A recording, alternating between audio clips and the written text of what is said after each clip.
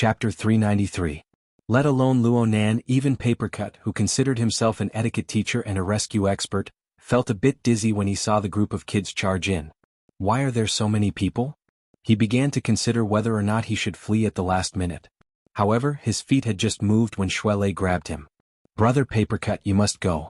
Look at Nanster's face. That was why Mr. Macho hated muscular dogs the most. Papercut struggled to no avail and could only accept his fate. He shook his head and said, then entertain them first. Don't take it too seriously. Hey, it's time to get up and greet them. Actually, Luo Nan knew to stand up and wave to Mo Peng and the others without needing him to say anything. A group of people moved over noisily. The leader, Mo Peng, was bewildered with excitement. Don't delay any longer. Let's set off immediately. Let's go to Frost River Reality. Wasteland Winter. Luo Nan was still mulling over how to greet people, so he shut his mouth. However, Mo Peng wouldn't let him off that easily. He draped an arm over Luo Nan's shoulder. Those who haven't seen him before should recognize him. This is my little brother Luo Nan.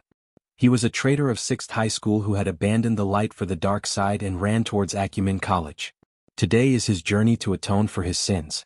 He will bear all the expenses. This saved him the trouble of introducing himself. Luo Nan took a deep breath. He was faced with nearly 10 pairs of eyes staring at him. He wasn't nervous at all, but he really didn't know how to take care of everything. He hadn't been able to clearly see everyone's faces up until now. He only saw Mo Han behind Mo Peng, and then, his train of thought went astray. Above the table, the condensation ring was still in effect.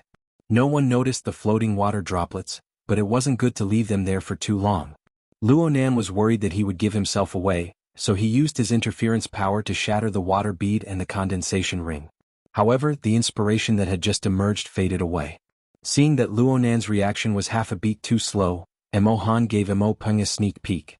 She blamed Mo Peng for being too unreliable with his words. Papercut was unwilling to pass on this responsibility. He came out to assist. We have a lot of people. Let's not block the road here. Let's go inside first and then we can slowly talk. Luo Nan finally revealed a smile. Right? Let's go to the room. The more people there were, the livelier it was. There were many details and no one cared about a few flaws.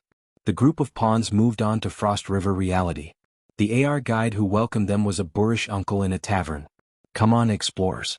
Change your equipment before the adventure. Do you have a fixed equipment room? Luo Nan called out to his good luck. He was also grateful for Papercut's reminder. He turned his gaze and locked gazes with Papercut. Then he said, Number 156. Yes, Mr. Luo. I wish you and your companions a good harvest. There were 9 people on Mo Peng's side and 3 on Luo Nan's side. A total of 12 people followed the guided tunnel and entered the room. Everyone was a frequent customer. After entering the private room, they stood in the scanning area to measure and synchronize the data. As a girl, Mo Han was meticulous in the end. She seized the opportunity to pull Luo Nan over and said with a smile, Let's take this opportunity to introduce each other. Coincidentally, a young man and woman of short stature walked up to the scanning area side by side. She pointed at a rather cute round-faced girl. My best friend Ruan Zihue and her partner Tong Hui. Together they formed the Gray group. Smelly pomegranate, you're finished? The round-faced girl, Ruan Zihue, made a gun gesture with her finger and shot Mo Han through the air.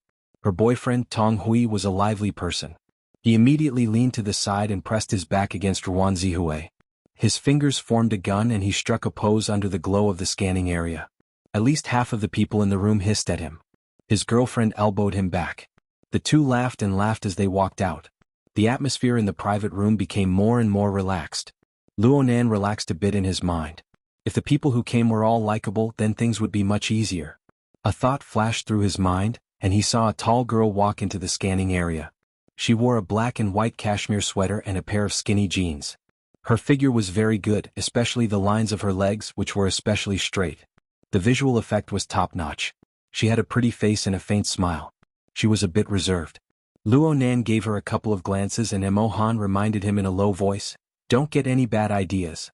She already has a master. I know. Luo Nan felt wronged. He wasn't blind.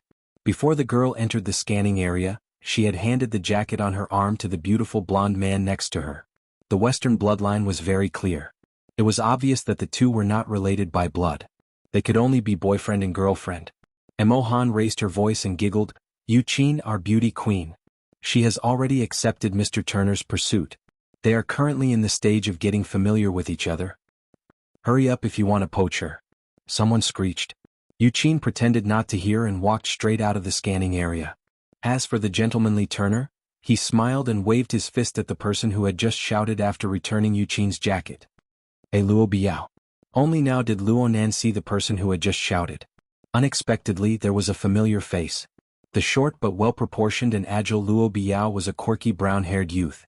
He was one of the few classmates Luo Nan had some friendship with at 6th High. He was also Mo Peng's best friend. Aside from him, everyone else seemed to be in Mo Han's circle. Luo Nan felt that this was quite interesting. This gathering was proposed by Mo Peng. What was going on with this scene? He turned his head and asked, Were you suppressed today? There's no one here for you. We agreed on a get-together. How can you share your resources with others? Mo Peng boasted to the skies, but his face fell in the blink of an eye. Fine. Little Pomegranate's mouth is too fast. I'm afraid that I'll go crazy and the entire Mo family will know by the next day. But I never imagined that you would actually dare to bring out the tall and fat combo to deal with me. He was gnashing his teeth a bit as he spoke to this point. Then he changed the topic and laughed mischievously. But tonight I'll be keeping an eye on little Pomegranate. Let's see what this girl wants to do. Mo Peng's meaning was very clear. Luo Nan was a bit shocked. She has a master. Right now there was only one man and one woman left in Mo Peng's party of 9 that Luo Nan did not recognize. The others either knew each other thoroughly or were paired up. Then there was only Yu Zheng. He's Yuqin's older brother. He's 2 years older than us. I heard that he seems to be interested in Pomegranate, but Pomegranate's intentions are still unclear. Luo Nan's gaze shifted over. He saw that Yu Zheng was of medium build. His genes were probably powerful. He and his sister Yuqin were one handsome and one beautiful. They were both very pleasing to the eye, and they appeared more mature than their age. It was hard for Luo Nan to imagine the scene of Yu Zheng pairing up with the lively and straightforward Mo Han. Luo Nan put this matter aside for the time being and asked Mo Peng, There's still one more. She's prepared for you. Luo Nan burst into sweat. Prepared for me what? The remaining single girl. She's gentle and quiet. She's a good person, right? Her name is Chiu Peipei. She's a good match for you. The remaining girl was just as Mo Peng said. She was gentle and delicate. She looked very pleasing to the eye. But wasn't this a bad match? Mo Peng curled his lips and glared at Mo Han. Mo Han didn't know what the two brothers were talking about, but she didn't hesitate to give them the middle finger. You should go ask Mo Han. I was quite interested at first, but Sister Pomegranate said something like, Don't have any crooked thoughts. It's not your turn. Luo Biao and I are the same kind of trash. He's even worse than me. Then isn't it clear who she's prepared for? Luo Nan was speechless. He felt more and more that he couldn't keep up with Mo Peng and Mo Han's train of thought. He could only retreat in defeat. Another call came through. It was from Tianxi. Senior, you guys came? Sorry, Tianxi and I just arrived. You're not late. We just came in as well. Senior, you guys just need to go to room 156.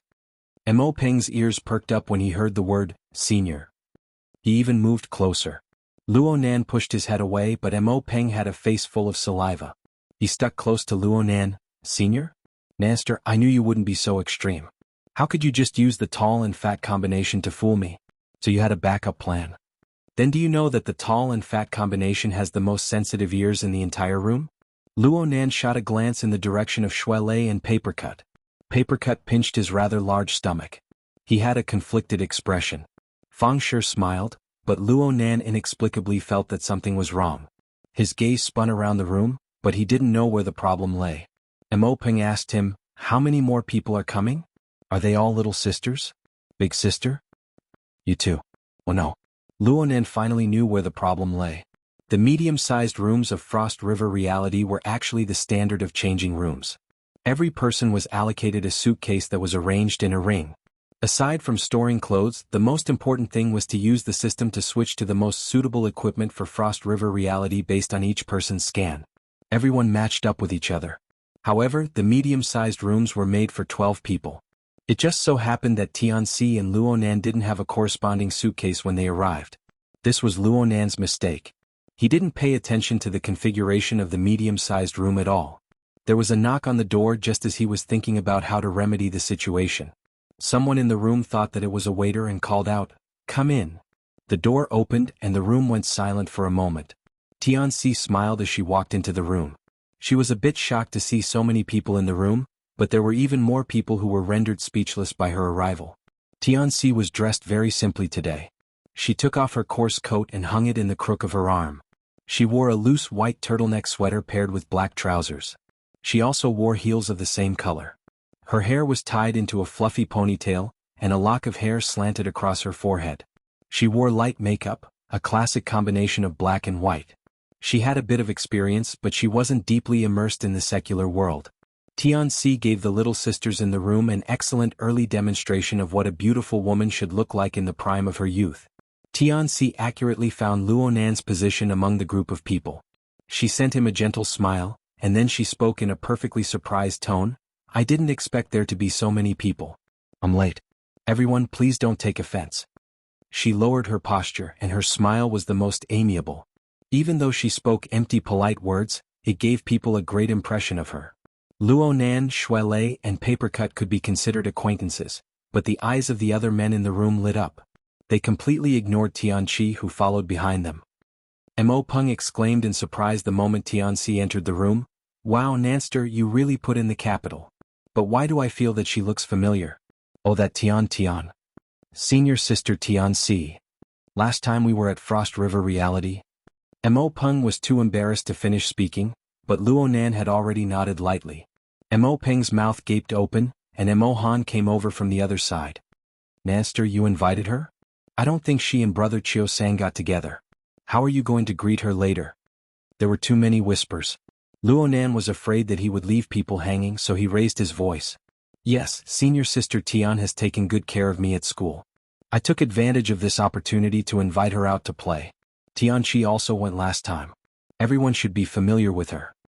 Tianxi took advantage of Luonan's introduction to greet her little brother once more. "This is our first time meeting. Please take care of me." Her gaze flew to Luonan after she spoke. "I think I know why brother Chiu-san didn't get together." Mo Peng didn't keep his mouth shut, so Luonan gave him a shove. Tianxi walked over to Luonan at this time. Tianxi followed behind her with a strange expression on his face. The atmosphere in the room could not be hidden from others. At this moment the gap between them could be seen. Tianxi's thoughts were all on his face like a bulldog's. On the other hand, when Tianxi was invited, she was inevitably embarrassed, but when it came to it, she hid all her negative emotions very well, making people feel comfortable. She apologized to Luonan once more. "I'm sorry. I can't get away from this society for a while." No. Didn't I tell you? We just changed our equipment." Luonan responded without thinking, but he thought of the trouble he just discovered. He didn't know what to say next. Now he was the one in an awkward situation. However, Luonan was open-minded. He had to admit to his mistakes. There was nothing to hide. He scratched his head. "Senior sister Tian, you and senior Tianxi, wait a moment. I didn't count the number of people when I booked the room." To the side, Papercut was simply drunk. It was forgivable to book the room wrongly, and it wasn't a problem to admit to one's mistake. But this fucking blunt and straightforward method.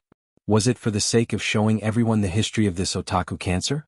He first slapped the call service button on the wall. His slightly plump body nimbly rushed forward and poked Luonan, interrupting him. "Nanster, me, Shuelei, and that. I'm hoping you guys share a suitcase. Let two of them go first. I've already called for a human service. We can scan the equipment directly. It'll be very fast." Tianxi had seen Papercut at Ocean Sky Cloud City before. His build was easy to recognize. She knew that this was Luonan's friend. It was very likely that he was someone with extraordinary powers. Naturally, she wouldn't slight him. She immediately pursed her lips into a smile. This kind of situation happens often. There's no need to go through the trouble. Papercut bowed. It's only natural to serve a beauty. As he spoke, he turned to glare at Luonan. His meaning was, "Kid, learn." It was just as Papercut said. There would always be people willing to serve a beauty. Adding Tianxi to the mix wasn't a big deal. Mo Peng greeted Tianxi in a very familiar manner. Tianxi was very cooperative. "There's no need to go through the trouble. Big Peng and I can share a suitcase." The two of them were quite familiar with each other. It turned out that the seventh son of the Mo family, Mo Cheng and Tianxi, got along quite well in the field of esports. They had even met Mo Peng a few times. Everyone was familiar with each other, but the more they knew this, the more they didn't understand how Tianxi and Luo Nan, who had never interacted with each other before, could be this familiar with each other. Tianxi and Luo Nan had come over despite the awkwardness. This subtle layer of relationship was like a little bug, drilling into the tips of their hearts and making them itch. Luo Nan was just about to introduce Tianxi and her brother to the others. It seemed that Papercut and Shuelei hadn't really mentioned them before. The scene was too chaotic. Suddenly, someone spoke up and circled back to the previous topic. Let's switch rooms. Once these words were spoken, most people turned their gazes in a daze. They found the source of the voice. Yu Jing. This person had a calm expression as he faced the focused gazes. I bumped into a fellow on the road just now. He's in the middle level here. He specifically told me that if I want to be a bit more spacious, I can upgrade the cabin. Right now, the luxury room and area just so happens to be empty. He smiled brilliantly as he spoke. His gaze streaked past Luo Nan and stopped on Tianxi's face. I feel that it's better to meet new friends in an open and bright environment. Everyone will have more fun. It was also at this time that Luo Nan heard Mo Peng squeeze out a sound from his throat. Holy crap. I don't know how many book friends have followed me here from the Netherworld Immortal Way. This book can be considered my famous work. 10 years after the book was published, I finally have the opportunity to publish a simplified version. Right now, the first volume of this book has already begun a pre-sale event at Tmall's Dajo Book Specialty Store. The first 200 buyers will receive a postcard with my personal signature. If there are book friends who don't mind my crappy handwriting, you can actively participate. Actually, I'm a bit worried that I won't be able to deliver 200 autographed cards. Chapter 394. The atmosphere in the room became very strange. Yu Zheng's smiling face was very vague. The meaning behind his words was also very vague. But the direction of his gaze was very clear. It was enough for most people to fill in the gaps in their minds. Was he pretending to be unintentional to step on the faces of Luo Nan and the others? Or was he stepping on the faces of Luo Nan and the others to show off to Tianxi? The meaning seemed to be the same. In short, he was stepping on their faces. Ruan Zihui shot a glance at Mo Han and saw her best friend frown. She giggled and said, "What's the point of changing? We're going to area A, B, and C. The size of the room is of no use." Wow, you're using profanity. Tong Hui made a fuss over nothing. You've already dirted me? Ruan Zihui's sudden outburst shocked everyone present. Unfortunately, she wasn't a veteran. She couldn't help but laugh as soon as she finished speaking. She covered her face and squatted down. But in this way it would prove her words true. Even Tong Hui was dumbfounded. The focus of the entire room had been led astray by her. Mo Han looked at her in shock. It was just a standpoint. Was there a need to go all out? In any case, Ruan Zihui had used Gray's sacrifice to reverse the atmosphere here. Though she wasn't openly teasing or making fun of them, the men and women were stifling their laughter. They threw the matter of upgrading to the back of their minds. Yu Zheng gaped, but he was unable to say the words he wanted to say. He knew very well that forcefully reversing the atmosphere was too difficult. If he didn't do it right, it would be very hurtful. In the end, he wanted to make a good impression. He didn't want to run into a wall. That's right. Yu Zheng was certain that Tianxi was his favorite kind of prey the moment she came in. She had a sense of propriety. She knew when to advance and when to retreat. She had a graceful bearing. She wasn't very old either. She had just begun to mature. This was the kind he was most obsessed with in recent years. In comparison, though Mo Han was young and beautiful, she had a prickly temperament. If things went wrong, she would torment someone to death. Yu Zheng's gaze lingered on Tianxi. The more he looked, the more he felt that she was to his liking. He had yet to figure out why such an outstanding beauty would be friends with a typical otaku brat like Luo Nan. However, he dared to bet with his eyes that the two weren't that close. Luo Nan's polite behavior spoke volumes. Oh, the first part was a little too hasty. After all, this was the social circle of Mo Han and Mo Peng. If he was too forceful, it might produce the opposite of the desired result. However, once they entered the amusement park, that might not be the case. A smile reappeared on Yu Zheng's face. He shrugged and acted as if nothing had happened. He no longer mentioned the matter of upgrading the cabin.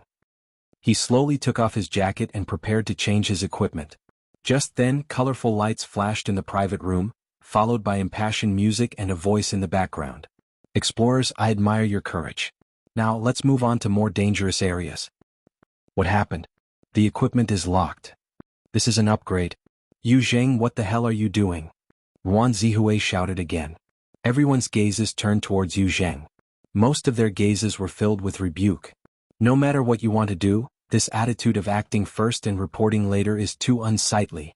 However, Yu Zheng also displayed an innocent appearance. Half of his jacket had been taken off, and there was still a sleeve hanging on his upper arm.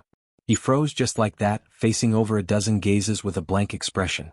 A knock came from the door during this awkward and tense moment. Then the outer door was pushed open, and a young man wearing a perfectly straight suit walked in with a smile. Zangster, it's just an upgrade. What are you hesitating for? At most it'll be on my tab.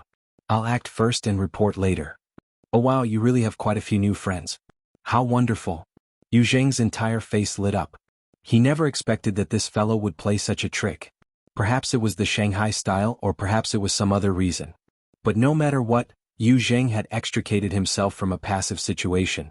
This was truly a battle where he could raise his eyebrows in elation and turn things around. He tore off the jacket hanging on his arm and took a deep breath. Only then did he walk over with a smile. Brother Fan, you're too fast.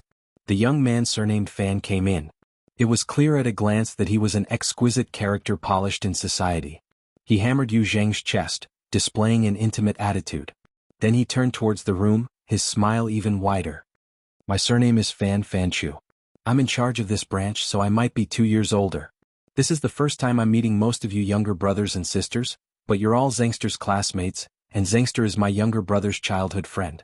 We're all just strangers. Fan Chu spoke quickly, but each word was clear. There are many guests today. If there's any place I've neglected, please don't take offense. I've added a few fruit plates and refreshments to the luxurious compartment as an apology to my younger brothers and sisters. In the future, when you come here, you can look for me directly for matters like reserving a private room. If you can't find one, just mention my name and I'll do my best to arrange it properly. Yu Zheng's heart warmed up when he heard him say this. In the past, he had somewhat looked down on this brother Fan who had a strong social air, but now his opinion had changed greatly. Brother Fan was indeed a busy man. He picked up the phone in the time it took to say a few words. He smiled and waved to everyone before leaving with quick steps. Though he had come and gone in a hurry, Yu Zheng had already reshuffled the rotten cards in his hand with this trip. He had used a king bomb and 4 twos to play the bottom line. It would be hard for him to lose again. The more confident he was, the more natural Yu Zheng's attitude became. He no longer needed to flaunt anything. He just needed to spread his hands and face everyone, assuming the most magnanimous posture. Fine. I didn't know he would play this hand either. I'm afraid the data has all been transferred. Let's go. It's only a few steps away. Having said this, he faced Luo Nan with a smile. Junior Nan, this matter was an accident. It's been quite a toss. Why don't we make a deal and give me a chance? I'll treat you tonight. Consider it an apology to everyone, and also to express my stance to the seniors and juniors of Acumen College. Yu Zheng's words were spoken beautifully, especially after he had been wronged. The more he lowered his stance, the more it made the sharp-tongued Ruan Wenhui and the others unable to open their mouths. Yu Zheng looked around him after he finished speaking. He made some calculations in his mind. Right now, he should have more or less snatched away Luo Nan's limelight as the host. He could continue to plow deeply and meticulously. Look, senior sister Tian. Wasn't she looking over with great astonishment? Tianxi was truly astonished. She could guess Yu Zheng's thoughts, but she was astonished at how reckless this person was. Though she still didn't truly understand Luo Nan's extraordinary ability, it didn't hinder her from having a basic understanding. If Luo Nan wanted someone like Yu Zheng to die silently, it would only take a mere thought for Yu Zheng to die. Fear couldn't be avoided from Tianxi's heart when her thoughts reached this point. This fear came from her reverence towards a power that escaped the control of society's laws and principles. Luo Nan's current wooden performance was like a mask in her eyes. Perhaps the mask would be torn off in the next moment, revealing the face of the Grim Reaper. She turned to look at Yu Zheng and he just so happened to meet her gaze. He bowed from a distance with a smile. Yu Zheng thought that he was free and unrestrained, but in Tianxi's eyes, he was no different from a rotting corpse. She shivered and subconsciously shifted a bit in Luo Nan's direction. Then, under everyone's gazes, she reached out to press down on Luo Nan's upper arm. She hesitated for a bit, then slid a bit to the side to gently grasp his arm. Junior. At this moment, the eyes of the people in the room bulged. Chaotic thoughts ran through their minds. Of course, Yu Zheng's expression instantly darkened. Luo Nan was very baffled. He turned to look at Tianxi, feeling a bit uncomfortable with her suddenly closing the distance between them. He opened his mouth to ask why. At this time, Papercut suddenly jumped out from the side and laughed. Don't be confused. Don't be unreasonable. The data has already been transferred over. It's impossible to go back. Let's go experience the luxury room. I've never been there in my life. He extended his hand to drive them away. Go, go, go. All of you go. Don't forget your clothes, your personal belongings. Hey Nanster. Finish talking to Tianxi. Hurry up and go over. Perhaps there were many people in the room who wanted to see what would happen next, but Papercut only needed to use a little trick to make this group of powerless boys and girls, including Yu Zheng, whose heart and face were very stiff, involuntarily lift their feet and leave. The room became quiet in a few breaths of time. Senior, what's the matter? Luo Nan's reaction was a bit slow, but he wasn't an idiot. Even though he hadn't completely understood the ways of the world, from his perspective, Tianxi's heartbeat was chaotic right now. Fear was growing and the hand holding his arm was very stiff. It seemed as if she had suffered a fright, and her mind was very tangled. The reason for this seemed to be because of him? Luo Nan was a lot more open-minded when dealing with someone like Tianxi who only knew a little. He gradually adapted to the new distance between him and Tianxi. He laughed. What are you afraid of? I am just worried that you'll get angry. Tianxi's voice was a bit hoarse. She had some problems controlling her breath. In the end she was still nervous. Meh. Luo Nan was baffled. I'm a bit surprised as well. Papercut stood at the door and suddenly spoke, startling Tianxi yet again. But when she saw this chubby youth give a simple and honest laugh, the smile lines on his chubby face appearing rather likable, her heart actually calmed down quite a bit. Shuelei popped his head out from outside the door. He curled his lips. That you fellow deserves a beating. He's always stepping on people. He's crazy. Papercut chuckled. Nanster usually has a good temper. I know that, but I never expected you to be this calm and collected when you're in trouble. You're not simple. Luo Nan was still a bit uncertain. Are you talking about me? Who else could it be besides you? That bro stepped on your face today and he didn't let it go. I'm really worried that some string in your brain has snapped, and you'll just clean him up like a tank. Motherf asterisk cur. Speaking of which, do you know how hard it was to clean up the scene back then? That bro's entire body went limp. With just a bit of force his skin and flesh would fall off. It was like he fell into a pressure cooker. Luo Nan had an innocent expression. He had been busy to death recently. How could he have the leisure to think about the matter of a dead person? Tianxi finally reacted at this time. Luo Nan didn't seem to have any killing intent. She carefully confirmed, You really aren't angry? Luo Nan was depressed and he felt a bit wronged. Did you guys really have to go so far as to kill him just because he said BB? What he did was all for naught, wasn't it? From start to finish, he didn't move a single person, including his sister. And then I have to get angry? Brother Papercut, the few lives I've taken are all because they wanted to kill me first, and then they destroyed my mother's work. This doesn't count as indiscriminate killing, right? Of course. Of course it doesn't count. Nanster, you're very magnanimous. Papercut gave a thumbs up. Tianxi felt it was quite odd when she heard this from the side. The words a few lives were seriously contrary to normal social logic. Yet Luo Nan and Papercut spoke of it so casually and naturally. Shuelei's expression didn't change at all. In the end they were different from normal people. Tianxi's heartbeat was hard to calm down. She had no choice but to take deep breaths to adjust. Luo Nan could feel it clearly, but he was a bit uncertain when he saw the situation. He turned his head and asked her, was there a problem with what I did just now? How was Tianxi supposed to respond? She had a clever and varied eloquence, but she was completely unable to display it at this moment. She really admired herself. Why did she think of having a private conversation with Luo Nan just now? It was Papercut who helped her out of this predicament. Nobody had that intention. Didn't they just praise you? I just want to know. Are you sure that kid you didn't move a single person? His tricks are pretty good, especially when that kid Fan came over. I don't know what this group of boys and girls are thinking. Tianxi is knowledgeable but others may not. Luo Nan especially liked this topic. He immediately laughed and pointed at his own head. Sense it. Papercut was just teasing him. He never thought that there would really be an answer. He was stunned for a time. You can even sense this? Of course. It's very clear. It had to be said that Luo Nan didn't understand some of the ways of the world, but there were few in the entire Xia city who dared to say that they could beat him when it came to sensing people's energies, let alone in this room. It It was just as he said. Yu Zheng was like a banshee that kept hitting a tree in this matter. The living starry sky displayed that this bro's gravity didn't form any effective fluctuations as a dim star. It had practically no real effect on everyone present at the time. Yu Zheng's influence, regardless of the peaks and troughs, never touched upon the level that Luonan needed to pay attention to. He just silently melted into the depths of the vast sea of stars. So Luonan's heart was truly without the slightest fluctuation. He prepared to give Papercut an explanation, but Papercut had already raised his hands in surrender. Forget it. I still need to help you deal with Cat Eyes in a bit, so I'll leave some brains for you. Let's go to the luxury room and take a look. Who knew that he would be so lucky? There really was a group of people right here in Cloud City Water Village. Although they weren't in the same building, it was only a few steps away. After a moment of hesitation, Yu Zheng waved his hand and snapped his fingers. He took out his usual style and contacted one of the people in the group. Hey old Sue. You're pretty close.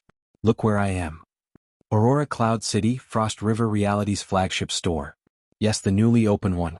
I have a group of little kids here. They're my sister's friends. Accompanying them is annoying to death. The heels of Yu Zheng's toes tapped the ground.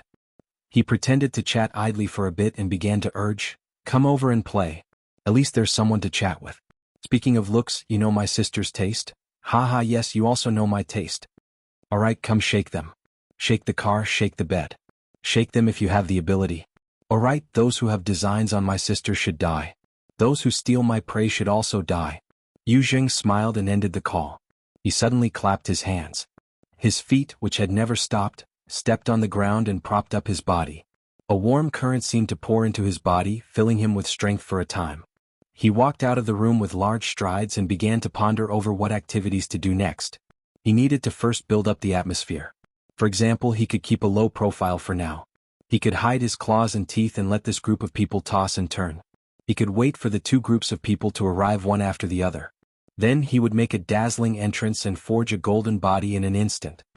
His lips overflowed with a smile when he thought of this. At this time he just so happened to hear Mo Peng talking again. Nanster, I saw that the doctor's order is gone when you were scanned.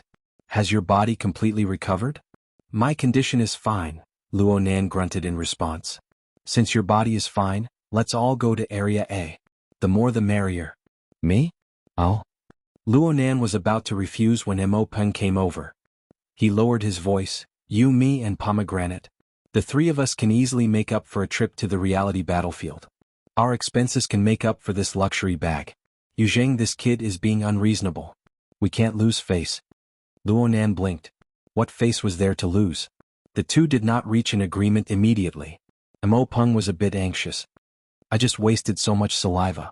It was all used to irrigate the dry land. Don't you have grass growing in your heart? Grow what? Grass didn't grow in Luonan's heart, but Yu Zheng, who had just walked over, had grass growing in his heart. If this group of people were egged on by Mo Peng and ran out to play, then what was he going to do with his golden body? Was he going to kneel and lick in the room by himself? Yu Zheng was anxious. He couldn't care about anything else.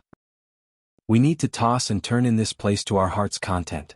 She turned around and hugged Emohan's shoulder as she spoke, pulling the petite Emohan into her embrace. Her usually reserved and cold face had a smile on it. Wife, when we get back, let's form a group. Let's beat them up. Emohan knew that Yuqin was trying to soften her brother's cheeks, but she saw Yuqin speak of their previous terms of endearment without any ill feelings. Emohan knew that this was rare for the arrogant Yuqin. Her heart softened a bit, but her mouth was still stubborn. You've been having an affair for a long time.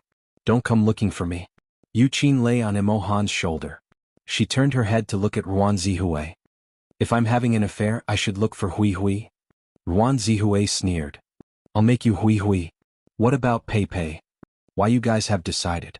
The relatively simple Chiu Pei Pei had long since knelt down in the face of this open and secret tearing.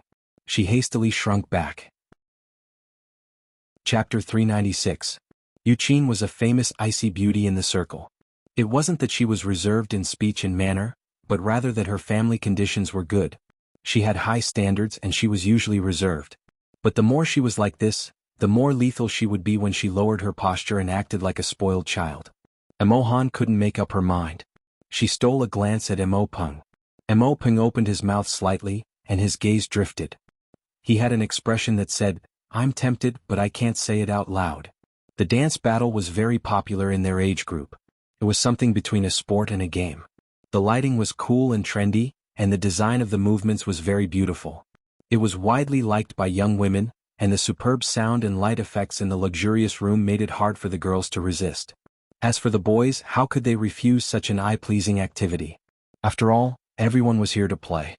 There was a limit to fighting. The embarrassment they gave Yu Zheng just now was clear enough. He had asked a stupid question that made his mind go blank. Mo Peng's attitude softened, his curiosity and the tense atmosphere dissipated, and he couldn't help but ask, "Luo Biao destroy the system?" Mo Peng knew that he couldn't let Mo Han get off the stage. Mo Peng, who had achieved complete victory, was extremely excited. Put on a drooling appearance. He wanted to drag Luo Nan to the reality battlefield. Let's go out and have some fun first, however, then come back and get high. It wasn't easy for Luo Nan to see have to go on stage later, initiative to mention theoretical research. How was this going on stage? How could Luo Nan let go so easily? This was clearly getting off the stage. He waved his hand at the annoyance and strange laughter. "Don't mind me. Everyone was finally given a way out." With Brother Papercut. The atmosphere that was on the verge of collapsing was put away. Papercut said timidly. Yu Zheng was like coming back from the edge of a cliff. The latter half of his words fell apart in front of Luo Nan's sparkling eyes. Now that a group of people was going out to drag Luo Nan away, but to no avail. Then he could only quickly when he thought about how the design of the reality battlefield was already very difficult to realize. He could only grumble and change sorted out the priorities with great difficulty. But he suddenly felt that something was wrong. 3 times with every step. He turned his head and saw he wasn't at ease with his cousin's attitude staring at him. Luo Nan's eyes were sparkling on Luo Nan. They were glowing. She was completely unaware of her little brother's wearing contact lenses. All right, this was even more torturous. Make a fool of myself. Everyone split up and Yu Zheng was angry, leaving the luxurious room. He wanted to glare back, but when he met Luo Nan's gaze, he felt inexplicably guilty. The difference between this and the previous treatment was like the difference between heaven and earth. He had to endure it and carefully ponder whether or not he should give a call to his friends in the circle of scoundrels. Luo Nan's gaze turned to Yu Zheng that he saw Luo Nan lead a fatty over to the sofa. As she spoke, in low voices. He sized up the tall beauty Yu Qin from head to toe. She ran back and forth, perhaps mixing drinks and refreshments for them. But Yu Qin also noticed it amidst the chaos. Yu Zheng's brain nearly tilted her head from the rush of hot blood and turned her head back. Then he was forcefully dragged away by Yu Qin. Was very regretful. This last bit of disturbance made Luo Nan stare at the brother and sister pair once more, all the way until they left the room. "If you wanted me, I would explode too." Papercut found Luo Nan's straightforward gaze a bit unbearable. He could only tug at Luo Nan to let him continue. "You said they were demonstrating something. They were destroying an already formed system." Luo Nan took the glass of juice Tianxi brought to his hand. He slowly rubbed it twice in his palm, using this to organize his words. Big Brother used the most straightforward method. He did his utmost to manifest his existence. He used money and connections to frame himself. He forcefully cut in, hoping to use his own gravitational force to make all the stars revolve around him. Luo Nan actually understood. Papercut laughed. He thought he was a star, but in the end he wasn't even an asteroid? Indeed. Luo Nan didn't laugh. His attitude was very serious. "The people who came to this gathering tonight can be considered a 2-star system. I, Mo Peng and Mo Han are the main initiators. We are 2 stars. Chapter 397. Area A of Frost River reality was forever the most bustling area. It might not have the largest number of people, but there were thousands of people running and rolling in the field. There were also the cheers and screams of the enormous number of onlookers. The clamorous sound waves never stopped for a moment. This was the place where reality technology was the most unbridled. Under the guidance of immersion equipment, players would go from the skyscrapers and bustling cities to the dangerous seas and wilderness in an instant. They would struggle to escape from the jaws of the mutants or show off their prowess. In the two-way hypnosis, they would obtain achievements, win respect, vent their emotions and deliberately seek abuse. But in the end all they obtained was true pleasure. That's right. Pleasure was something that could be achieved by just secreting dopamine. The experience might not be real, but people were easy to deceive. So, who didn't like playing games? The atmosphere of Area A was in full swing. Luo Nan looked at the players around him who were completely engrossed in their own world. He really could not bring himself to refuse. Well, Luo Nan's heart was itching. Virtual achievements, respect, and the like were meaningless to an ability user like him, who danced on the line between life and death many times. However, being able to interact closely with his friends was still very attractive to him. Luo Nan opened his mouth and was just about to agree when Xue Lei went, "Ouch!" and slapped Luo Nan on the shoulder. Xue Lei's fist was extremely heavy, but it could not overcome his vexed emotions. "What are you hesitating for?" Luo Nan had an innocent expression. He didn't wear a helmet. Plus, do you have any hopes for a rookie? Papercut didn't know if he was speaking up for Luo Nan or if he was intentionally mocking him. Next, Papercut explained for Shuelei, there were 2 empty seats in the hero seat just now. Leister wanted to snatch a seat but you guys missed it while you were talking. Actually, there were over 1,000 pairs of eyes staring at you. It wasn't that easy. Shuelei retorted, I heard that the probability of snatching a seat in a luxury room is several times that of a normal room. Maybe he did snatch one? Hero seat? Probability of snatching a seat? He seemed to have heard of it before, but he did not have an exact impression of it. Luo Nan once again felt the deep malice of the normal world. It was Tianxi who observed his expression and went forward to explain.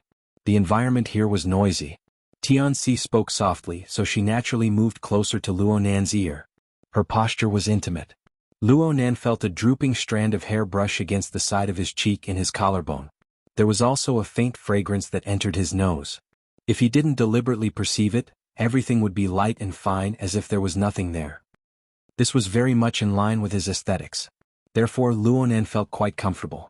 At the same time, Tianxi also explained the ins and outs of the matter clearly. The so-called hero seats referred to 100 advanced simulators with 6 degrees of freedom in the center of Area A. These simulators were seamlessly connected to the wearable equipment worn by the players. While giving the players a more realistic feeling, they could also allow the players to move more boldly without worrying about being too immersed in reality and getting injured. In addition, these simulators had been upgraded in all aspects, including accuracy, sensitivity, and other control indicators. They had the upper hand in battles, and because of this the players recognized them as hero templates and naturally flocked to them. But that was the situation in Area A. Every day thousands of players would fight for 100 seats. The supply and demand were seriously out of balance. For this reason, Frost River Reality raised the spending limit for these 100 seats to the highest level. On the other hand, they didn't accept reservations or bids. They only used the system to do random instant kills. At least in name, they achieved openness, fairness, and impartiality. As for the probability of getting a luxury room or a normal room, it was just a speculation that circulated among the players. The operators had never officially confirmed it. Luo Nan stated his understanding, so even if you want to play you might not be able to play? Shuelei sighed, it doesn't matter if you can't fight for the hero seats. In any case, are you going to play or not? I'm going to play. You lead the way. Luo Nan shrugged and put on the semi-sealed helmet in his hand. He followed Papercut's directions and went to the Society's homepage game area. He learned the temporary guidance mode. After a few rounds of operation, his mental senses smoothly withdrew. He no longer overstepped his bounds and the effects of immersion grew clearly. He naturally placed his attention on the translucent panel before him. He looked at all sorts of real-time information related to Area A. The screen flowed like water. At the same time, the various AR effects in the surroundings were strengthened. His impression of the amusement park grew fainter and fainter. It was as if Luo Nan had arrived in a shabby little town covered in dust and sand. The streets were crisscrossed and all sorts of buildings were arranged in a row. All sorts of bars, shops, and training grounds were set off against each other. Even the rusted metal gate that led out of the town appeared in his field of vision. Behind the rusted metal gate was the reality battlefield. Right now they were in a service area. Shuelei turned his head and looked all around. He searched for the most suitable place to go amidst the complex and realistic AR images. If we can't get the hero seats, then everything else doesn't matter. Chapter 398. He had been tricked. Only now did Luo Nan understand that Shuelei's intentions of wanting him to do Sansho training had never dissipated. This bro had endured for half the afternoon and half the night. Finally, he used the invitation to fight in the wilderness to push Luo Nan into the pit. Of course, Luo Nan could still act shamelessly. He could switch to a mutant, a fantasy, or something to indirectly avoid the fight. But Shuelei had forced him into the pit with good intentions. If Luo Nan continued to torment Luo Nan, he wouldn't know how to appreciate favors. Luo Nan suffered for the following period of time. He chose human heroes for the simplest arena combat practice. He used close-quarters combat without armor. Even with the system's built-in action modes, everything was under the support and limitations of reality technology. But Luo Nan was still tossed around miserably against Shuelei, a true fleshly enhanced elite monster. His most effective long-range senses were lost. Soul strength was useless. Shuelei could play however he wanted by relying purely on his body reactions and his near-blank experience. Luo Nan lost 10 rounds within 5 minutes. He lost so much that he nearly vomited his bile. His friends in their small circle never expected the two to play in this sort of game mode. Each and every one of them were dumbstruck. Especially in the 10th round, when Luo Nan was strangled by the neck, the group of people flooded the screen with messages. Emohan. Nanster, I have a whole new level of respect for you. And Shuele, I can't look straight at you. Emopeng, don't cry Nanster. Stand up and rub your neck. Tianxi, is this safe? Ruan Zihue, I'm already in the uncanny valley. You two handsome bros don't need to play any more horror movies for me to watch. Thanks. Tong Hui, you're clearly very excited. I'm talking about my wife. Luo Biao, a love-hate relationship is pure.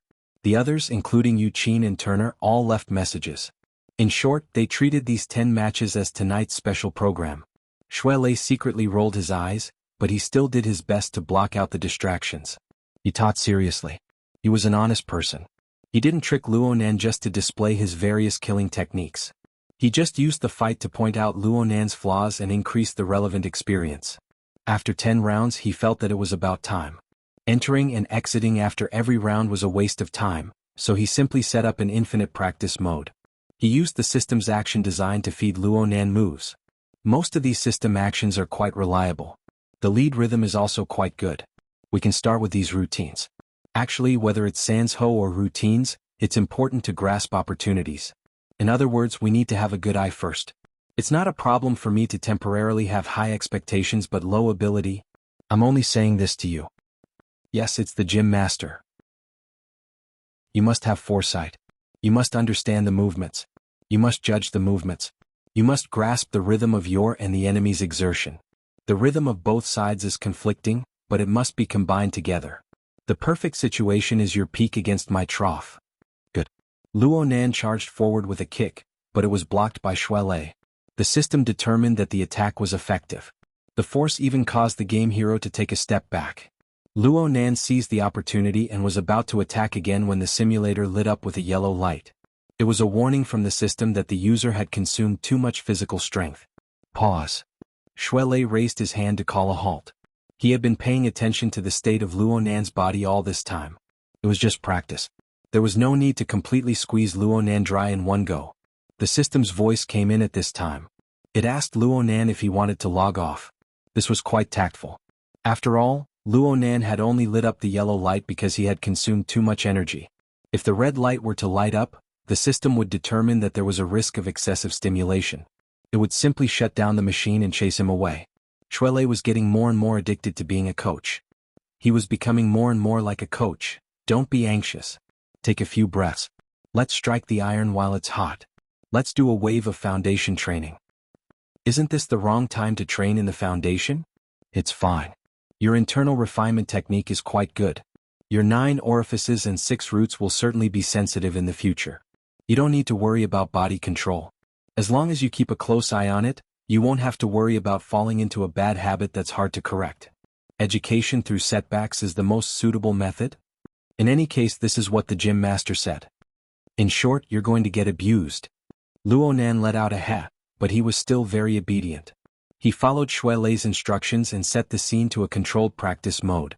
He invited the system's virtual coach to begin consolidating his foundation.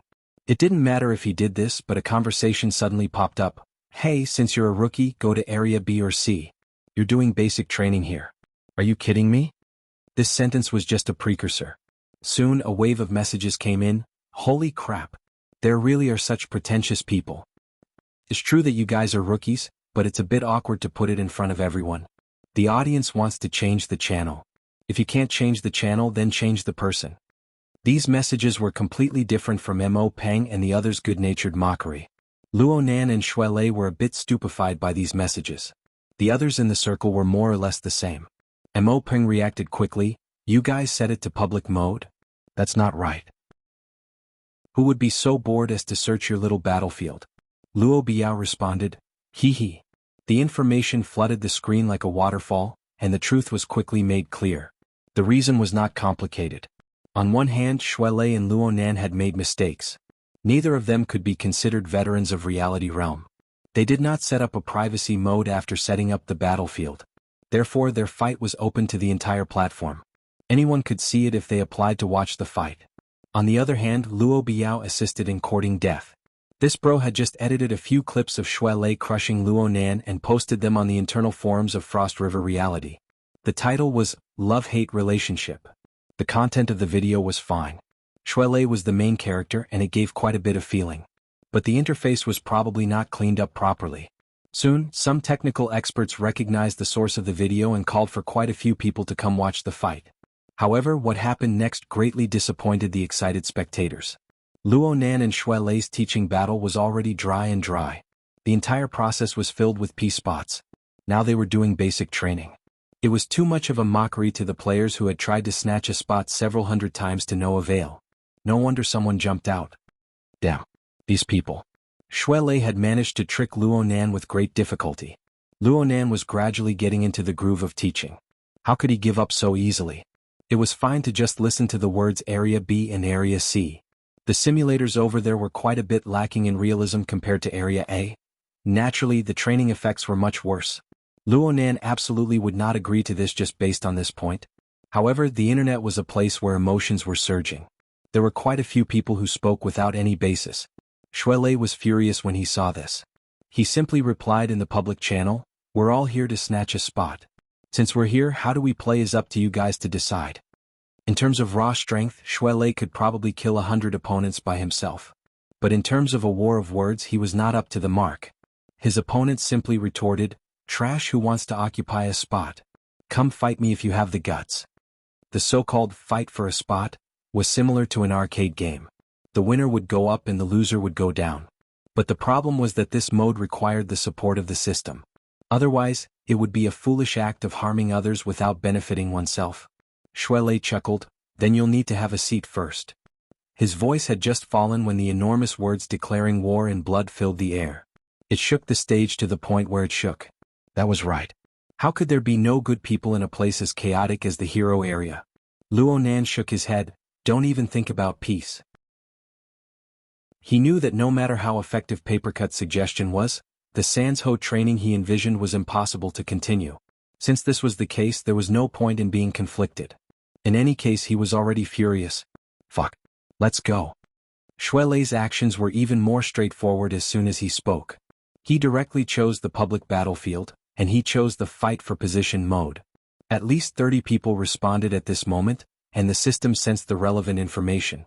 It automatically matched the infinite slaughter environment, before handing it over to all parties for confirmation. F***CK. Has the system been targeted by a super administrator? 2 peaches kill 30 warriors. It's going to explode. It's going to explode. The so-called infinite slaughter environment meant that within the next half an hour, all the participants had to completely eliminate their opponents or endure this period of time. Only then would it be over. Looking at the same situation, at least 20 people would be eliminated. This way, the other spectators would be the fishermen who reaped the benefits. The success rate of snatching positions would be explosively high. The shamelessness of the system exceeded the expectations of the majority of the people involved. However, the current situation was quickly becoming a public event. Under the watchful eyes of the public, very few people would cower. In the end, only 3 people chose to shrink back. The remaining 32 people were all swept into the public battlefield, taking up a third of the entire hero area. At this moment, the surrounding spectators in the hero area, and even the entirety of Area A, were about to explode. They cursed the system with righteous indignation as they tightly gripped the fight for position button. They stared closely at the live broadcast. As soon as one person fell, they would begin to fight like mad. Chapter 399. When the uproar erupted in Area A, Yu Zheng had drunk a round of wine and had been forced to drink quite heavily. Now he was in Frost River Reality's VIP room, repaying a favor he hadn't used. Interpersonal relationships were like this. Lips touched, phone calls connected, big or small, were favors. His family's stall in the luxury room had been broken up, and he had lost the chance to show off. He had to come here himself to apologize and express his thanks. Of course, this was also because in this circle no family was inferior to his. They were the ones he needed to seriously curry favor with. For this reason, he specifically had Fan Chu prepare high-grade fruit platters, drinks, and the like. He lowered his attitude and visited the VIP floor. Tonight's back and forth had already pretty much worn down his arrogance. Admittedly, there were cold and warm people in this circle, but the host was still quite close. Yu Zheng had once heard someone say that Zhu Maoxuan, the president of Yunde Business School's elite society, had a good appearance, but a violent temperament. He was known as the Butcher. But perhaps because it was their first meeting today, he couldn't see where he was violent. Yu Zheng could see that today's main character wasn't actually Zhu Maoxuan. Instead, it was a young man with the same surname as him.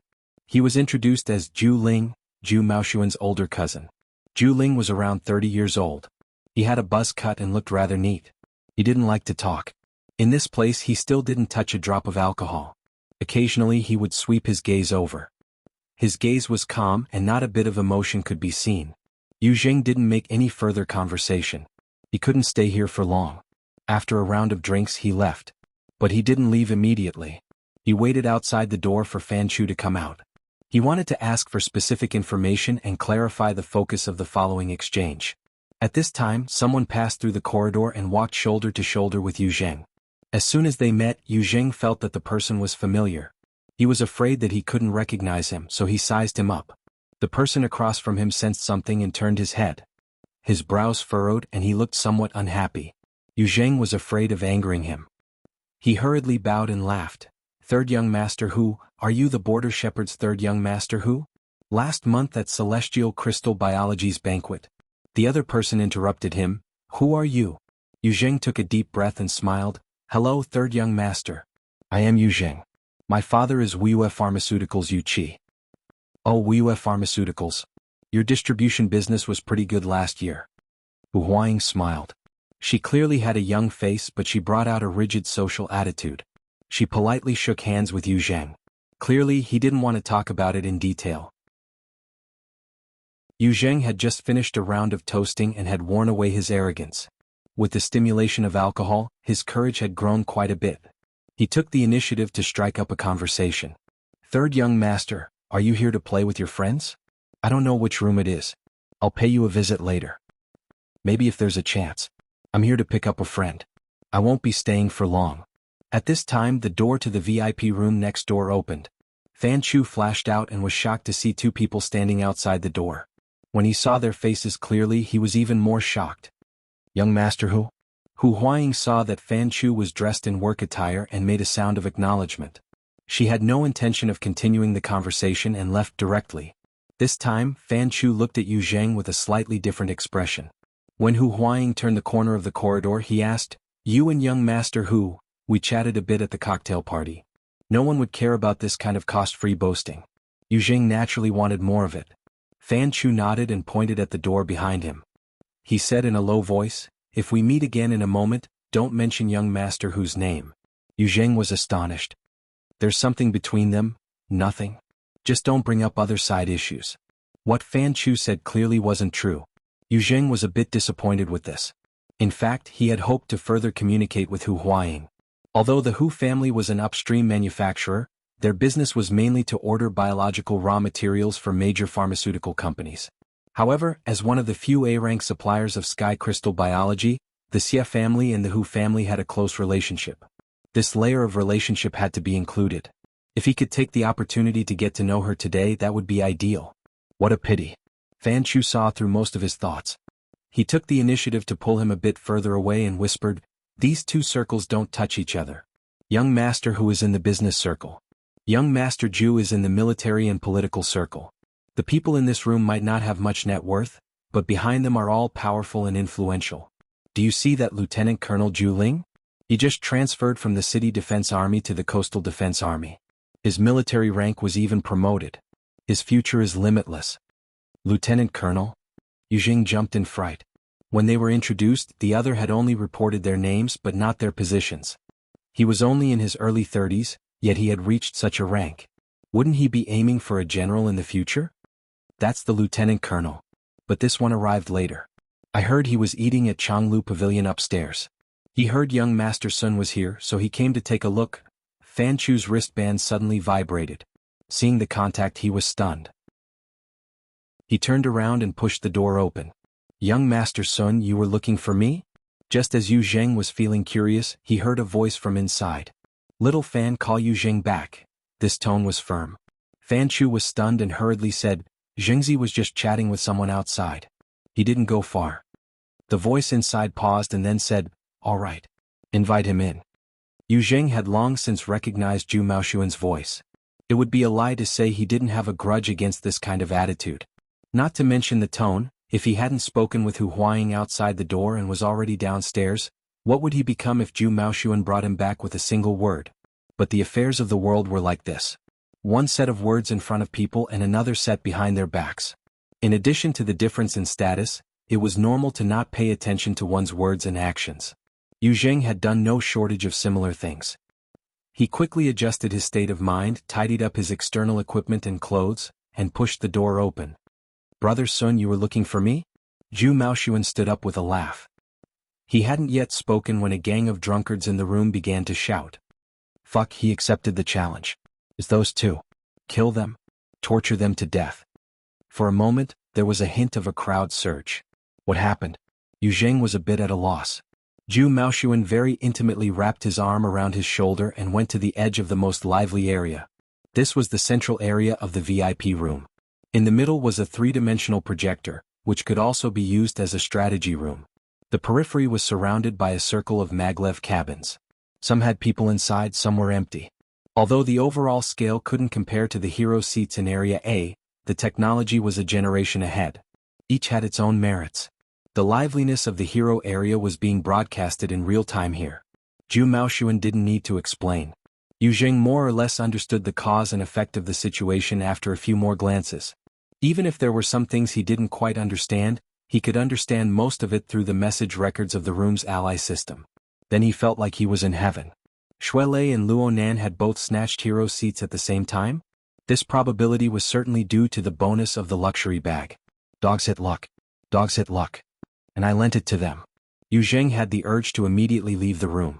Unfortunately, he really couldn't do this sort of unreasonable behavior. He didn't know what his facial expression was like, but he knew that it definitely wouldn't be good. Moreover, he still didn't understand why Zhu Maoshuan had called him back. He could only try asking, "Brother Sun?" Zhu Maoshuan still had his arm around Yu Jing's shoulder. He turned his head slightly, and the overly intimate physical contact made Yu Jing feel quite uncomfortable. His aura weakened a bit. "I heard Fan Chu say that the two people who snatched the seats are your friends?" Seeing Zhu Maoshuan's expression, Yu Jing instinctively felt that things weren't good. He wasn't willing to take the blame for Luo Nan and Shuelei, so he responded very honestly, "I just met them today. They are relatives of my little sister's classmate. They're both at Acumen College." "Oh, they're at the same school as Tianxi." "Tianxi?" He also knew Tianxi. A certain string in Yu Jing's heart was plucked. He wanted to turn his head to look at Fan Chu, but he was unable to move because of Zhu Maoshuan's oppressive body. Soon, that feeling was annihilated in front of Zhu Maoshuan's masked smile. Yeah, Tianxi was invited by them. They should be quite close. When the last sentence was added, Yu Jing seemed to hear the snigger of a demon in his heart. The resentment that had been accumulating in his chest for a long time was suddenly vented. But soon, a different kind of pleasure was born, like sparks buried under the ashes of grass. Zhu Maoshuan patted his shoulder again, his eyes flashing. "I say, these two guys don't have eyes. They don't have any face. They provoke public anger and still refuse to repent. If Acumen College is filled with these kinds of people, then it's pretty much done for." The true colors of the legendary butcher began to appear, and they came without any concealment. Yu Jing felt very uncomfortable in his heart, but he had already loosened his mouth. He didn't have the qualifications to say anything. He could only stare blankly and say nothing. But Zhu Maoshuan still wanted him to continue expressing his position. For this reason he used a very intimate address. "Jingzi, you don't mind teaching these two little guys a little lesson, right?" Yu Jing nearly blurted out, "I don't mind," but he still had a bit of basic self-respect. When the words reached his mouth, his shoulders stiffly shrugged. He feigned a casual response. "I don't mind. As long as my little sister doesn't embarrass herself too much, it's fine." Zhu Maoshuan laughed loudly as he patted his shoulder. He used a lot of strength. At this time someone else shouted, "Fuck, the system is cheap to a certain level. It's loading an infinite killing environment. It's taking advantage of the situation to shuffle the cards." Zhu Maoshuan turned his head and scolded, "What the hell are you afraid of? The VIP room is just AFK for half an hour. If you want to go, hurry up and drive them back." We'll go to that private room over there to have fun. Yu Zheng stood to the side, becoming more and more embarrassed. Zhu Maoshuan took his hand away and turned his head to ask Zhu Ling, who hadn't spoken much. Brother, you're not coming to have some fun? He didn't hear a response. Perhaps the other side had just made a gesture, probably refusing. Only then did Zhu Maoshuan say to Yu Zheng, it's a lively time, so don't leave. There aren't many people here playing in the wilderness.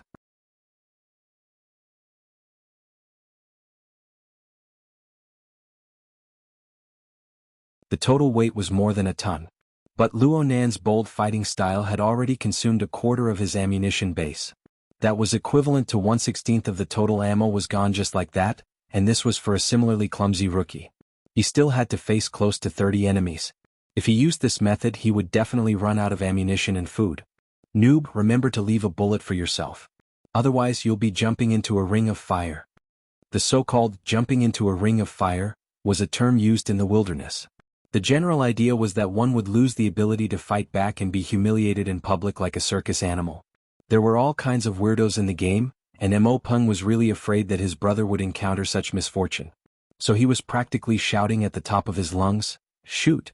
Shoot!" The real enemies were already closing in at this time. There were 5 or 6 people who entered the firing range of the Fire Eye platform one after another. These people weren't stupid. They spread out and closed in from different directions. For a time, the search radar alarms rang out incessantly. Luo Nan turned his head in all directions and roughly assessed the situation. Then, he didn't say anything. He just directly started fighting. The Fire Eye platform radiated a beautiful fan-shaped trajectory. Even though the battlefield was set to be daytime, it was still extremely dazzling. Shooting in all directions. Well, Luo Nan was quite receptive to suggestions. He used burst fire, but the speed was too fast. What difference was there from shooting in all directions? In order to keep up with the tempo of 6 targets, Luo Nan even brought out Black Tooth's most powerful individual weapon, the electromagnetic sniper cannon. Along with the crackling sound of electric currents, most of the precious special ammunition was fired in the blink of an eye. The spectators in Area A fell to the ground in laughter. He can't run. He's a super noob. In just a few breaths of time, 2 base numbers of ammunition were poured out. Everyone watching couldn't help but gasp in admiration. How bold! But it wasn't just the other side that couldn't do it. Luo Nan reaped a double kill amidst the sweeping trajectory of the electromagnetic sniper cannon. The powerful electromagnetic sniper cannon directly blasted a mutant into pieces. At this time, some people could see that Luo Nan had a single bright spot amidst the mess of game skills. His control of the bullet point was pretty good. His coordination ability was adequate. There was practically no way he could fly into the sky or dive into the ground. Otherwise, even with the support of the Fire Eye platform, it wouldn't have been that easy to obtain a double kill. The problem was that there really wasn't enough space. The number of enemies gathered in the surroundings was still increasing due to the previous taunt skill.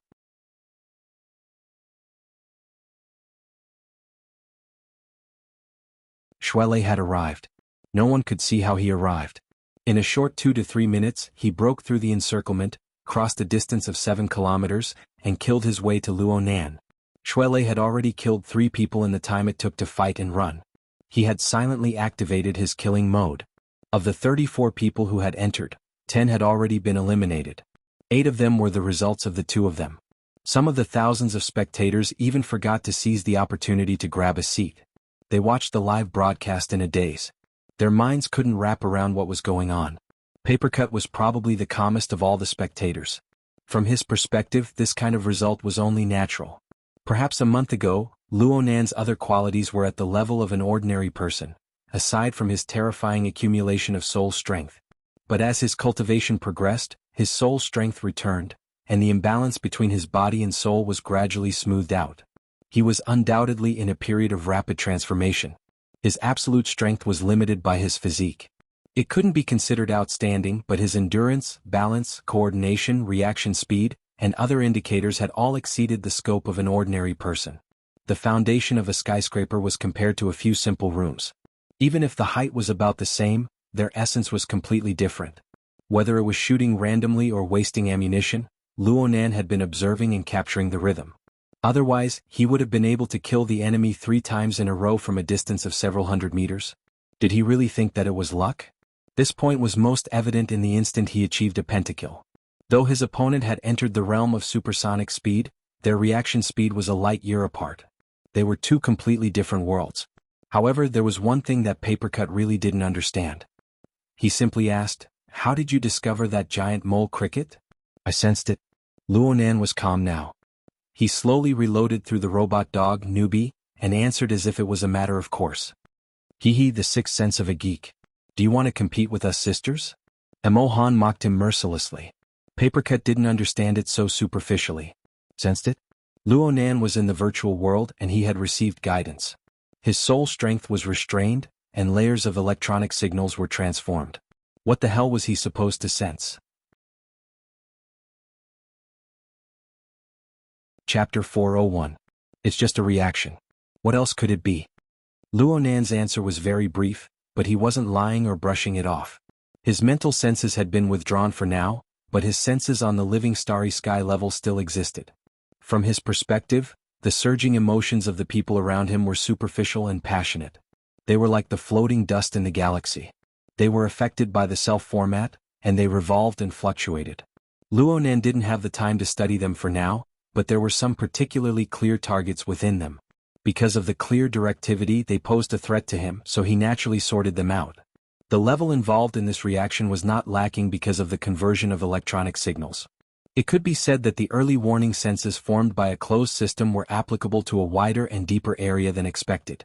If he didn't hurry up and build it, he would be letting down this discovery. This was the thought that flashed through Luonan's mind as he slowly reloaded. By the time he finished reloading, the situation on the reality battlefield had already completely reversed. Luonan and Shuelei worked in harmony.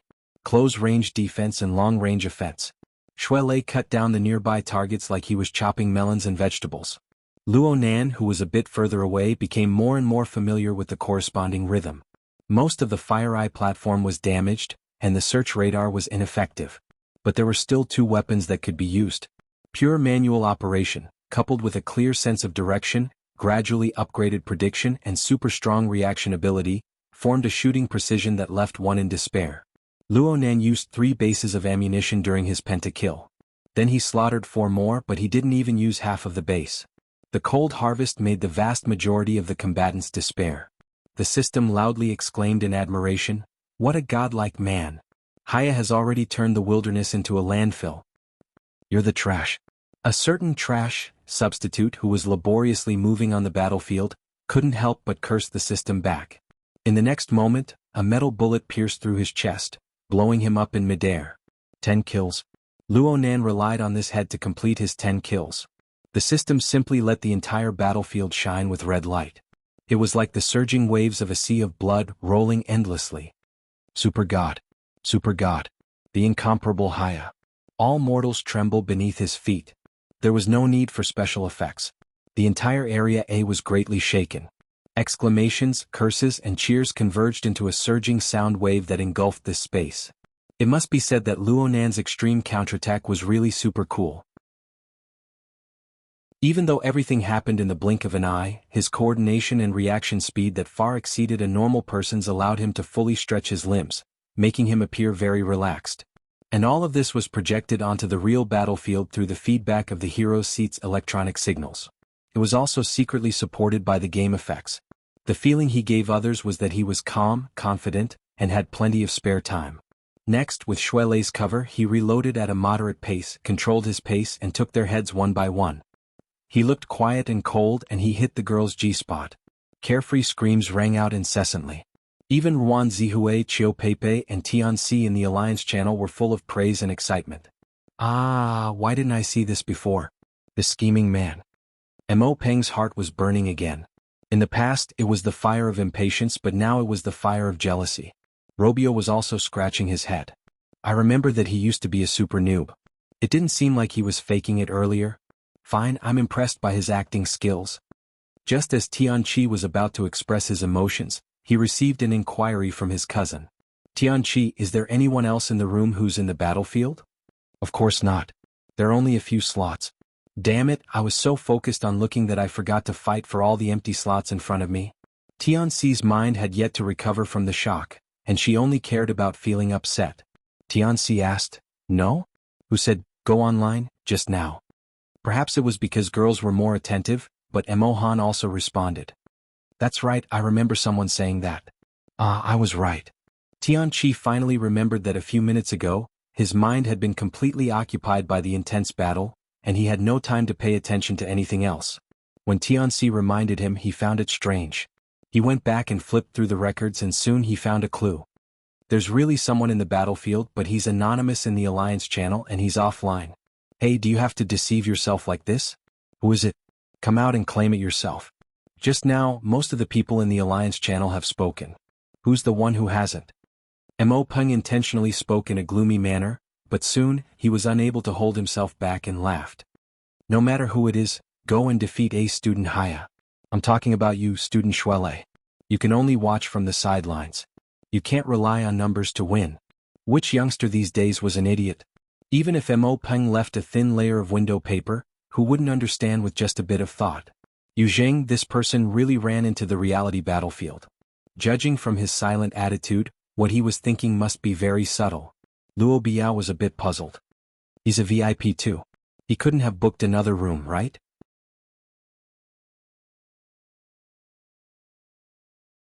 Someone finally discovered the problem. From then on, the second wave of particle cannons formed a deviation that seemed to cross the entire Pacific Ocean. Luonan was too lazy to move. He climbed up another mound of high ground and used the electromagnetic cannon to snipe at the phoenixes one by one.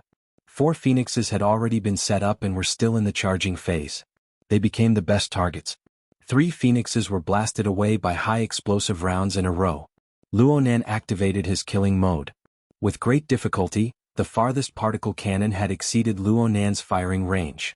It had calculated the coordinates and was about to charge its power successfully, but Luonan, who was on top of the mound, suddenly disappeared the instant before the particle cannon was fired. Your target has left the game. Ha! Luonan was stunned for a moment, but his blade suddenly flashed. Shuele, who had been hiding and moving swiftly, was killed painfully. Everything turned to ash. *CKME. Banging sounds rang out from within the maglev cabin. The 4 second generations that were participating in the battle exited the cabin one after another. All of them were gnashing their teeth. Zhu Maoshuan didn't join the game, but his expression was extremely ugly. Someone shouted, "That bro named you is really useless. He can't even hide properly?" If he persisted for another 5 seconds, he would have definitely killed those 2. Hey, where's he? He shifted his gaze and saw the maglev cabin Yu Zheng was in. A red light lit up outside. Then the cabin automatically opened, and Yu Zheng practically rolled out. Under the bombardment of Luonan's hand cannon, he was forced to carry out a series of dodges. The bullets that constantly brushed past his body completely controlled his rhythm, forcing him to perform operations that exceeded his limits. He did it in a daze. He finished it in a daze. Then the evil consequences of exceeding his limits came rolling back. He did his best to cover his mouth, but he was unable to hold it in. The alcohol and snacks he had stuffed into his stomach sprayed out through the gaps between his fingers. There was even quite a bit that splashed onto his face. Chapter 402. Super God Haya, who already held the absolute advantage, suddenly logged off. His partner, who was unparalleled in close combat, did the same after killing the last phoenix. This behavior didn't conform to the logic of a normal person. It caused the onlookers in Area A to discuss spiritedly. There were even some who shouted about shady dealings. It was a scene of chaos. The VIP room was also a mess. Yu Zheng struggled in his own vomit. Snot and tears sprayed out. The physiological effects and psychological effects of this were probably the same. The room's self-cleaning system was activated, and a multifunctional robot came up to clean. The group of second-generation kids were avoiding snakes and scorpions. No one could stay in the room any longer. Zhu Ling, who had been sitting on the sofa all this time, stood up and walked outside. "Brother?" Zhu Maoshuan shouted and hurriedly chased after him. Before he left, he instructed Fan Chu, "Take this, brother. No, let's switch rooms first. You watch him. You can go over after you clean up." Zhu Maoshuan didn't pay attention to Fan Chu's reaction after he finished speaking. He directly chased after Zhu Ling. When he reached the door, he saw Zhu Ling communicating with someone through his wristband. He hadn't gone far. Zhu Maoshuan breathed a sigh of relief, but he also had a headache. He hated Luonan and Tianxi ever since the disastrous failure of his courtship at Ocean Sky Cloud City. He had been looking for an opportunity to vent his anger. Tonight, he learned from Fan Chu that Luo Nan and Tianxi had come over. He wanted to trip them up and give this adulterous couple a taste of his own medicine. It wasn't that he couldn't do it, but he wouldn't have any face to do so. It just so happened that his cousin and a group of military officers were upstairs being invited to a banquet. The identities of both parties attending the banquet were quite special. He wanted to borrow this opportunity to play a bit more clever. Who would have thought that the opening he chose was that Yu Jing didn't know how to do things? He had people evacuate the room early on, causing a disturbance in the hero's seat. Zhu Maoxuan had been impulsive for a moment. He wanted to play around in the game before he acted in reality to warm up the place. He never expected to be slapped in the face by someone else. There was a risk of failure in all his plans. Zhu Maoxuan was fully aware that his cousin thought highly of himself. Now that he had transferred from the city defense to the field forces, it was time for him to care about his reputation. It wasn't a big deal to help him out normally, but if he did things too viciously, Zhu Maoxuan probably wouldn't put in any effort. His mind was spinning like a windmill, thinking of how to persuade her. Unexpectedly, Zhu Ling glanced at him. When he picked up the phone, he no longer used the guttural ventriloquism that the military was accustomed to. He switched to normal speech mode. Little brother Weikan. Yes, I'm still down at Frost River Reality. Zhu Maoxuan's ears perked up as soon as he heard the 3 words younger brother Weikan. His plan for tonight's most ideal situation, aside from his older cousin Zhu Ling, also included dragging this younger brother Weikan into the water. It was just that he wasn't sure if the rumors he'd heard were useful or not. He could only deal with it as a contingency plan. Zhu Ling glanced at him again and said his name. Yes, it's Maoxuan. There's no need. I'm almost done here. I'll go up immediately. As soon as Zhu Maoxuan heard this, he thought, this is bad. He didn't care if he would anger Zhu Ling as he gestured repeatedly. Zhu Ling ignored him and continued to exchange pleasantries. Just when Zhu Maoling was about to give up all hope, the topic suddenly changed. All right, I'll wait for you for a while. Zhu Maoxuan nearly choked and forgot to be happy. Zhu Ling hung up and turned his head to look at Zhu Maoxuan. Aren't you waiting for him? Zhu Maoxuan knew that he could not play dumb in front of Zhu Ling, so he no longer concealed it. A happy expression appeared on his face as he cupped his hands in thanks. It's all thanks to you, brother Ling. Zhu Ling's face was indifferent, but his eyes were very sharp.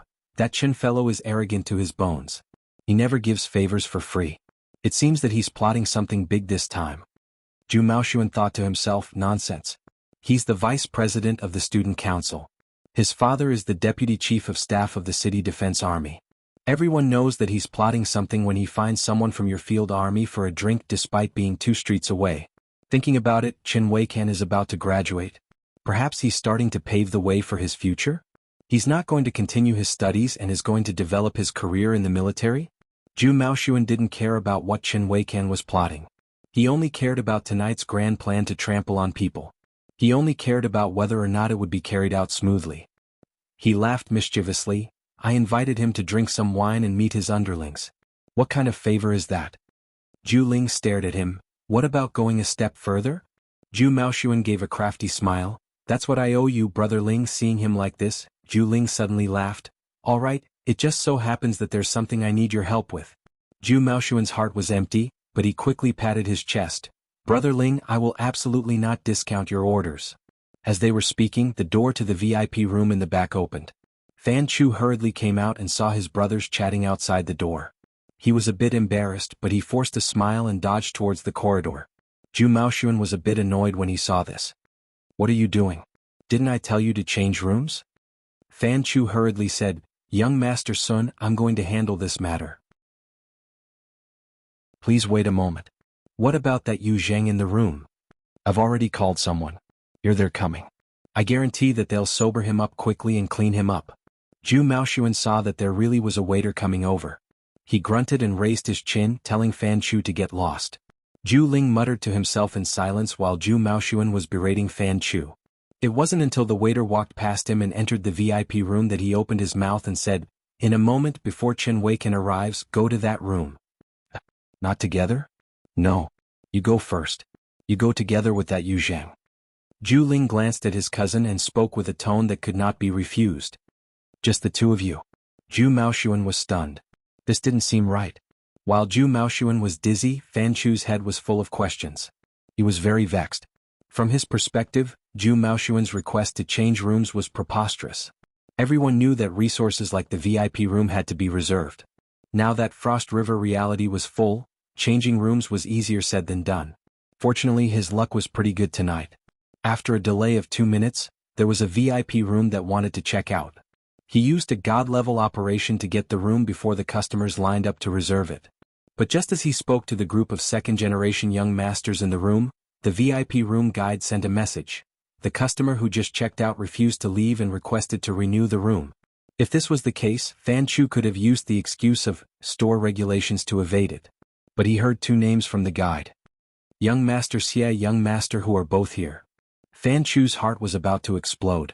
He barely managed to deal with Zhu Maoshuan's questions. He took a few steps around the corridor and arrived outside the Frost 7 room. The door to the VIP room was wide open.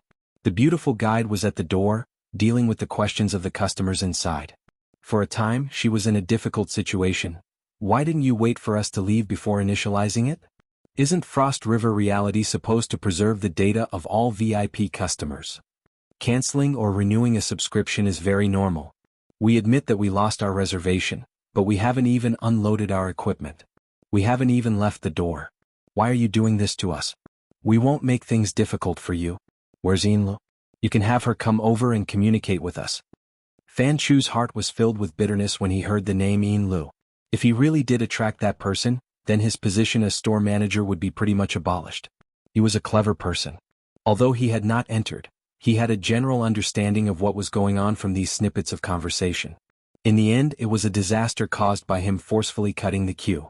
In order to replace the customers who had made reservations, he had done a small violation of the rules. Before the automatic cancellation process was completed, he had initialized Frost 7's data a few seconds in advance. As long as the customers truly wanted to leave, this was nothing. However, when they changed their minds and wanted to renew the reservation, the 2 processes did not verify each other's faults. This caused a loophole. But what was going on with the data? Fan Chu pondered for a moment. He braced himself and walked in. He saw that there weren't many people in the room. Aside from Young Master Xie, Young Master Hu, Xie Junping, and Hu Huaying, there was a relatively unfamiliar person. He looked like a pale scholar, but his voice was very sharp. Most of the questioning words came from his mouth. Young Master Xie, Young Master Hu, sorry. I'm the manager here, Fan Chu. Sorry for what happened just now. It might be because of the opening of a new store. There are some problems with the system connection. It's not just this room. The other room, Frost 2, also has a similar problem. We are currently working on solving it. Fan Chu gathered his courage and secretly used a trick. He was prepared to put these 2 headaches together and solve them together. Renewing the reservation is definitely not a problem. However, reserving the room is a bit difficult. If the 3 of you don't mind, can we switch rooms? If Xie Junping agreed, Fan Chu dared to let them go to Frost 2, where Zhu Maoshuan and the others were. They would swap rooms and make the disturbance disappear without a trace. He had a good plan. Unfortunately, the crux of the matter did not lie here. Fan Chu, is it? Let's not talk about renewing the reservation for now. I want to ask you right now. How are you going to return the data that was erased by your initialization? The one who spoke was Xie Junping. He was dressed rather strangely today. He wore a retro training suit and a button gown that was loose from top to bottom. At first glance, he really did have the air of an immortal. It was just that his face was dark and his mood was terrible. That's right. Who cares about this shitty room? We want the data. The data. The brother with the shrill voice was certainly a bit neurotic. He was clapping his hands and shouting. He was extremely excited, and he felt as if he could go crazy at any moment. Fan Chu felt that things weren't too good. He probed, Young Master Xie, are you talking about the game data? We definitely have it here. If we switch to any other room, we can seamlessly access it. T game. The neurotic brother jumped. He really jumped. He jumped again and again as he waved his fists. That was the structure of the magic array that I painstakingly deduced. I finally had a bit of inspiration with great difficulty, and now it's all King ruined. Ruined. It wasn't successful in the first place. Hu Huaying was the most indifferent of the 3. He had always disapproved of Xie Junping's methods, so he muttered in a low voice. Neurotic, oh, he was actually the former president of the Mystic Arts Research Society, De Yong. His ears were extremely sharp. When he heard this, he glared at him and cursed, screw off. Amateurs shouldn't interrupt.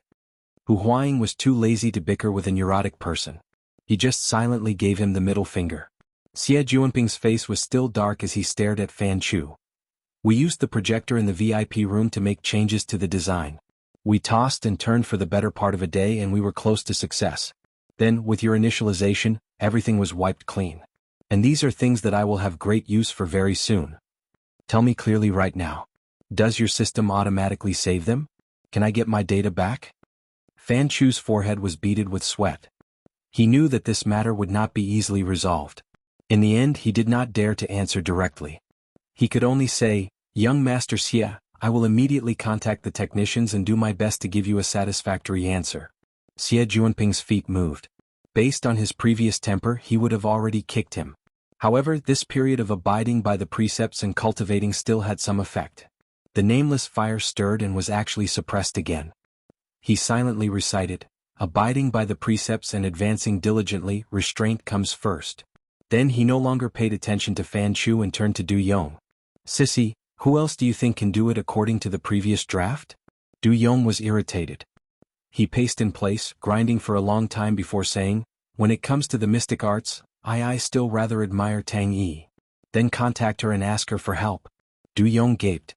Whatever neurosis and irritation had disappeared. All that was left was embarrassment and embarrassment. Xie Juanping was finally irritated when he saw this. He stepped forward and grabbed Du Yong by the collar. "You led me through the door and then this happened. So what if you help me ask someone?" Du Yong did not have any temper at this moment. He even stuttered, "But Tang Yi, she's not likely to care." "How do you know if you don't ask?" "Then can I ask?" Xie Juanping took a deep breath and let go of Du Yong's collar.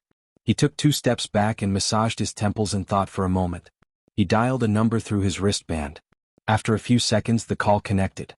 He coughed and naturally lowered his posture. "Master, there's something I want to ask you. It's about, how do I say it, it's about a problem in the mystic arts. Aren't you very good at, very interested in this? So, I want to ask about this thing about magical arrays." Xie Juanping's stuttering appearance was too different from before. Even Du Yong, who was conflicted about whether or not to call Tang Yi, could not help but turn his head to look. Xie Juanping did not care about this. He walked a few steps deeper into the room and grunted in response. Suddenly he raised his voice. "Hey, you're at Frost River Reality? Which store? Aurora Cloud City? Holy crap." Xie Juanping suddenly became excited. Hurry up. I'm at Frost 7 in the VIP area. Husseiner and Sissy Du are also here. Can't leave? Entertaining friends? That group. Can I go? Which room? Luxury room A, Frost 7. Okay, we'll be right there." He hung up and clapped his hands. "Don't worry about this for now. Hey Sissy Du, did you get through?" Du Yong responded with a bitter face. "Tang Yi said she has a party tonight, a date tomorrow, and a mission the day after tomorrow. She won't take any orders." Xie Juanping rolled his eyes. "Then let's disband. Nanster and his friends are here. Let's go meet them. Yeah, let's see if there are any other opportunities to turn things around." As he spoke, his gaze turned to Fan Chu. "You prepare 4 exquisite fruit platters and enough alcohol. Oh no, non-alcoholic drinks. Send them to Frost 7. Be quick. Also, we can't delay here. Hey, why are you in a daze? Do you remember? Frost 7. How could Fan Chu not remember? He had personally given this room to Yu Jing an hour ago to give him face. There was indeed a young man called Nanster inside. He was Zhu Maoxuan's target tonight. And he was also deeply involved in it. Fan Chu's mind buzzed. Every word that entered his ears seemed to carry a tone of ridicule. He did not make a sound. With great difficulty, he used his many years of habit to nod in agreement. Then he turned around in a panic, forgetting that the guide was behind him. His foot hooked onto the guide's high heels. His body instantly lost balance and he fell forward. The guide cried out involuntarily. Chapter 403. A magical array? Luonan hung up. He was still a bit confused for a time. He did not find it strange that Xie Juanping had appeared in Frost River Reality. However, he had not understood the logic behind the topic of mystic arts. Speaking of the mystic arts and magical arrays, Luonan could transfer a few people to teach Xie Juanping with his current connections. But with the difference in understanding between the inner world and the secular world, Luonan could not afford to make a fool of himself in the end, in case he encountered a swindler or something. Luonan felt that he should first help Xie Junping check things out. However, Luonan's focus was not on this right now. The reason why he wanted to quit the game and give up on the hero seat despite his irreversible victory was because the important person he invited, Cat Eyes, had already arrived. She had contacted him through the Hexier. He came out of the room while he was talking to Xie Junping. He stood by the door and waited. The call ended. He had already sensed Cat Eye's arrival, but his gaze swept over her. He was unable to immediately catch sight of her. Only when the real person stood before him and looked at him quietly did Luonan lock onto his target. Today, Cat Eyes was dressed in a minimalist style. She wore a light blue high-waist skirt, a white sweater and nude high heels. She was so plain that not a single pattern could be seen. This was the first time Luonan saw her wearing a skirt, so he was unable to recognize her at first glance. However, it must be said that it was hard to change a person's habits. She was clearly wearing a plain dress, but Cat Eyes wore a black motorcycle jacket over it. The jacket was adorned with rivets. Paired with her parted hairstyle that covered half of her eyes, her large earrings on one side, and her fiery red lip makeup, she exuded a decadent aura that said, "I am very beautiful, but I will destroy myself at any moment." Cat Eyes must have drunk before coming. The faint smell of alcohol lingered around her as she stood before him. It was faint but not unpleasant. In his heart, Luonan felt that Cat Eye's current outfit was very beautiful. At the very least, it was more appealing to his taste than the nightclub style or the street dance style of the past. Cat Eyes tilted her head slightly and sized him up. Luonan did not know what she was thinking, but he could see disdain, provocation, and so on in her slightly raised eyes. She lacked the goodwill that a fellow practitioner should have. In the next moment, a smile blossomed on Cat Eye's face and lips. It was just like her makeup. Her plain foundation was strong. She took another step forward and was already sticking to Luonan's shoulder. She reached out her hand and hooked onto the crook of the arm of the boy in front of her. However, Cat Eyes was wearing high heels. She was taller than Luonan by 4 or 5 centimeters. This action was like a deformed hug between old friends.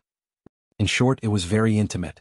Especially when her slightly greasy red lips pressed against Luonan's ear. She lightly breathed, "Master, I will heed your call." The combination of alcohol and perfume produced an intoxicating magnetic force. Luonan's body froze for a moment. He was definitely nervous. This was the first time in his life that someone had called him master, especially a beautiful woman who was so close to him. He could feel the warmth and elasticity of her body through half of his arm. At this moment, Luonan could faintly feel that there were 2 to 3 types of hormones secreting abnormally within his body. This caused his heartbeat, blood pressure, and so on to rise. He even felt hungry. However, after the physical reaction, a more subtle psychological factor arose.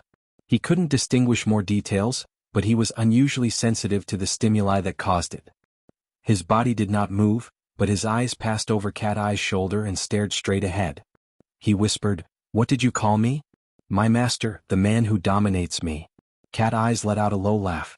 Her greasy breath lingered around Luonan's ear and neck. Luonan's eyebrows jumped. Cat Eyes' voice was sharp and clear. But when she deliberately lowered her voice, it had a metallic quality to it. It was like a light and thin blade scraping away fine lint while sticking close to a person's skin. It was comfortable and chilling. It was just like what Cat Eyes was doing right now. Her body created a sense of intimacy, but her bones were ice-cold vigilance and resistance. There was even an even more hidden and intense inclination towards destruction. Tisk. Luonan was a bit annoyed. Did this mean that his good intentions weren't repaid? Originally, he wanted to call her over and have a good chat. It would have been fine if she had maintained her previous indifference, but who was she trying to mock by putting on the face of a mistress? Could it be that I really want to destroy you? It was this flashing thought that suddenly touched a certain button in a complex physiological and psychological mechanism. He suddenly froze for a moment, and a certain advanced thought burst out of its eggshell. It was like a gorgeous and malevolent viper, emitting a hissing hiss. It was very easy to destroy.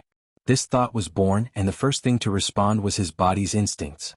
In an instant, the secretion of various hormones within his body exploded. His heartbeat, blood pressure, and hunger increased once more. Together, they formed a feeling of excitement that he had never felt in his entire life. The excitement was so sudden and intense that an astonishing heat burst forth from his internal organs. His entire body seemed to swell by a size. This sudden burst of energy acted on his nervous system. Luonan's forearm unconsciously raised to exert force, but it touched Cat Eyes' elbow. He subconsciously closed his fingers and firmly grasped it. The motorcycle jacket was embedded with rivets in this position. The metal granules pressed into his palm, giving him a bit of pain. Cat Eye's mocking name came in a 3-hit combo at this time. Master, what do you need? Luonan looked straight ahead. He did not look at Cat Eyes, and he only let Cat Eyes see his side profile. After a hot and dry breath, the corners of his lips curled up. He exerted a bit of strength in his cheeks, but it was nothing compared to the restlessness of the living starry sky. The stimulation from the slight pain in his palm forced out a fidgety and unyielding emotion. It was like a fireball, the sound of it piercing straight into the sky. It burned the living starry sky, causing all the stars in the sky to lose their color. The others were fine, but the life sketches of the believers who were closely related to him had minute deformations. There was the possibility of them becoming chaotic and unbalanced in the next moment. Cat Eyes was not the only one affected by this. Luonan finally sensed that something was wrong. His thoughts changed once more and his impulsive emotions submerged. Only then did he put an end to the surging waves of the living starry sky. The danger did not manifest. It only rippled slightly on a level that was hard for the believers to detect. And Cat Eyes clearly did not sense it at all. So in essence, Cat Eyes was just saying it. She was powerless against her own fate. How pitiful. The restless emotions were suppressed, and Luonan recovered his usual way of thinking. He targeted Cat Eyes, and there was even a faint feeling of pity. TSK, this description was far too hypocritical. In any case, Luonan temporarily erased those extreme thoughts. The difference in the positioning of the living starry sky naturally pushed his state of mind to a higher level. It erased most of his misgivings, allowing him to speak more leisurely and casually. Let's call you something else. This name is too funny. Cat Eyes did not know that a deadly storm had silently arisen in the space of a single breath. It had silently dispersed. Her heart was filled with negative emotions, but they were pushed to her face. They transformed into endless mockery and stimulation. So my boss. Up to you. Luonan actually had some self-awareness of being a boss. Perhaps in Cat Eye's eyes he had a similar image. There was no point in forcefully seeking to change it. He was still holding Cat Eye's elbow at this time, and the two's bodies were pressed together in a more powerful manner. It was fine when Luonan was in a restless mood, but something was wrong now. Luonan took the initiative to let go and spoke softly. Brother Papercut will come over in a bit. I'll wait for him here. You go in first. Leicester is inside. Cat Eyes was clearly stunned when she heard the names Papercut and Shuele. This situation was a bit different from what she had imagined. She felt a bit awkward. Perhaps. Yes, boss. In the end, Cat Eyes let go of Luonan's arm. She wore a smile that was both intoxicated and mocking as she walked into the room. Luonan did not move at all. After he let go, his slightly outstretched arm was actually stiff. Of course, his words were just an excuse. He had contacted Papercut long ago. Papercut and Tianxi were in the strategy room right now. They would come over in a moment. It wasn't like he didn't know the place. What was there to welcome? The reason why he said this was because he needed a buffer. Tonight's meeting was far from what he had originally imagined. Without Papercut, not only did he not know what to say, but his mood was also off. Yes, the restlessness that he had just suppressed had come to add to the chaos after Cat Eyes left. The entrance to the luxurious room was wooden. Area A's 2D and 3D interweaved. The gorgeous and bewildering light and shadow effects made him even more annoyed. Advertisements were inevitable in such a crowded area. 7 or 8 out of 10 advertisements were supported by handsome men and beautiful women. Luonan had seen them in the past, but now that he saw the beautiful female stars flashing across the hologram, his feelings were different. It really was different. Back when he was facing Cat Eyes, he had only used simple concepts and descriptions. He had thought of them and used them when he felt that they were appropriate. But now, under the bewildering light and shadow, these rigid concepts were like the residual sensations on half of his body. They were faintly discernible, but they came alive one after another. The entire world that operated according to established laws and principles was becoming more and more complex and chaotic. Luonan subconsciously licked his lips. He waited for over a minute, but Papercut had yet to return. Even Xie Junping, who said he would come to ask for guidance, was nowhere to be seen. Though there were only Cat Eyes and Shuele in the room, the atmosphere was strangely harmonious. They were chatting happily. All of this was reflected in Luonan's sensory network. It was as if he could see it with his own eyes. Shuele asked Cat Eyes about her occupation. He was very curious about the lifestyle of a veteran ability user. Cat Eyes picked up a piece of fruit and answered casually, "I'm just an ordinary dance teacher. I partnered up with someone to establish a studio. It's mainly for short-term training in the entertainment circle. Occasionally I'll do some choreography." "Wow, you get to meet a lot of celebrities?" "Not really. I mainly train newcomers. There are quite a few silly, sweet and black-bellied women who dream of being a celebrity. But a considerable portion of them might go drink and sing with celebrities in the blink of an eye. It's very interesting." Cat Eyes said to Shuelei with a smile, "If you have the time, you can come to my place to earn some extra money. You can get to know some pretty girls." She gestured to Shuelei, "A young, strong and fit coach like you. Those women would love nothing more than to swallow you whole." Shuelei's face immediately flushed red. He waved his hand over and over, I don't know how to dance." Traditional martial arts routines are also a type of dance. Even though live-action movies have declined, there has always been a market for superpowers, martial arts, and the like. Many management companies have a demand in this area. I still have to go help out with the gym master." Shuelei still couldn't quite accept such a dirty topic. He found an excuse for himself with great difficulty, but the heavens knew that Divine Yu Gym was about to close down. What else could he help out with? Cat Eyes went, "Oh, I have an impression that you came from a Daoguan. Do you want to open a Daoguan and accept disciples in the future?" "Yeah, that would be extremely ideal for me. Like the gym master or like the society's Mr. Giant Arm." They were already talking about their ideals. It shouldn't be a problem to go in, right? Luo Nan took a deep breath, put on an indifferent expression and walked into the room. Cat Eyes saw Luo Nan enter, but she pretended not to see him. Her behavior was completely different from her intimate behavior outside. On the other hand, Shuelei let out a long breath. His tall and sturdy body shrunk into the sofa, indicating that he couldn't handle this big sister. It was better for Nanster to do it. Other than the luxurious seats under the suitcases, there was also a sofa in the corner of the large luxurious room used for conversation. Right now, Shuelei and Cat Eyes were sitting on either side of the sofa in the corner. Cat Eyes was in the middle and Shuelei was in the corner, maintaining a polite social distance. Luo Nan looked around and walked over. He wanted to sit next to Shuelei when he started walking, but in the blink of an eye, he had already bypassed the coffee table and walked to the middle seat. He was going to sit together with Cat Eyes. Shuelei didn't think too much about it.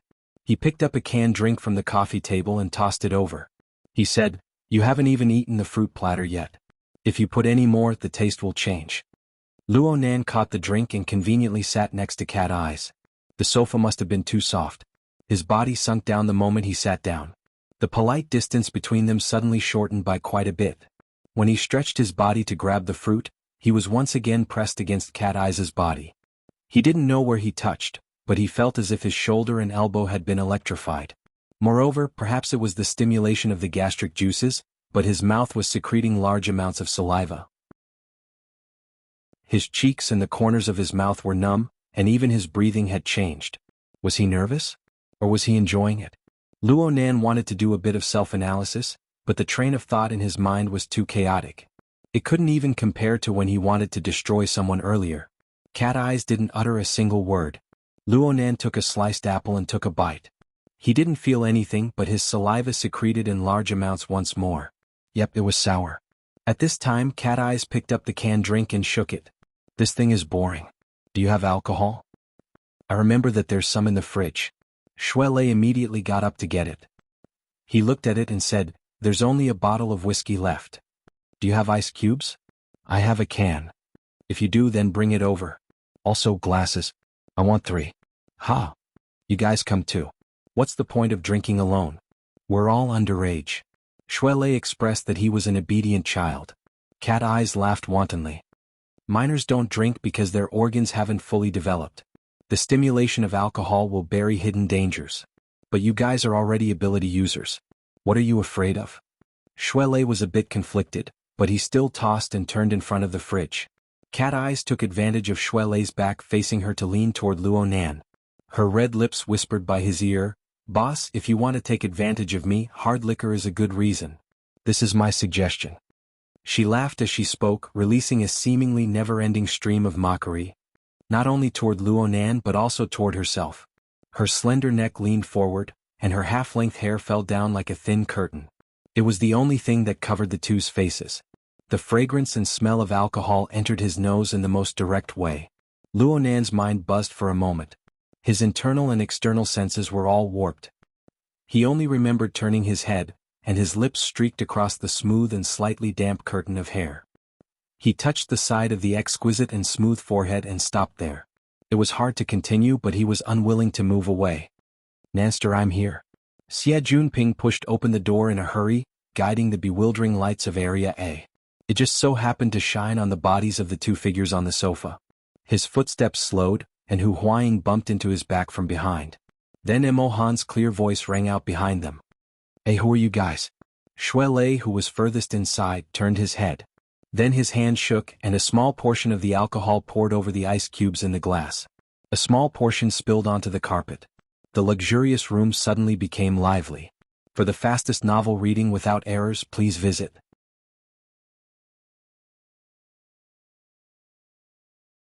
Chapter 404.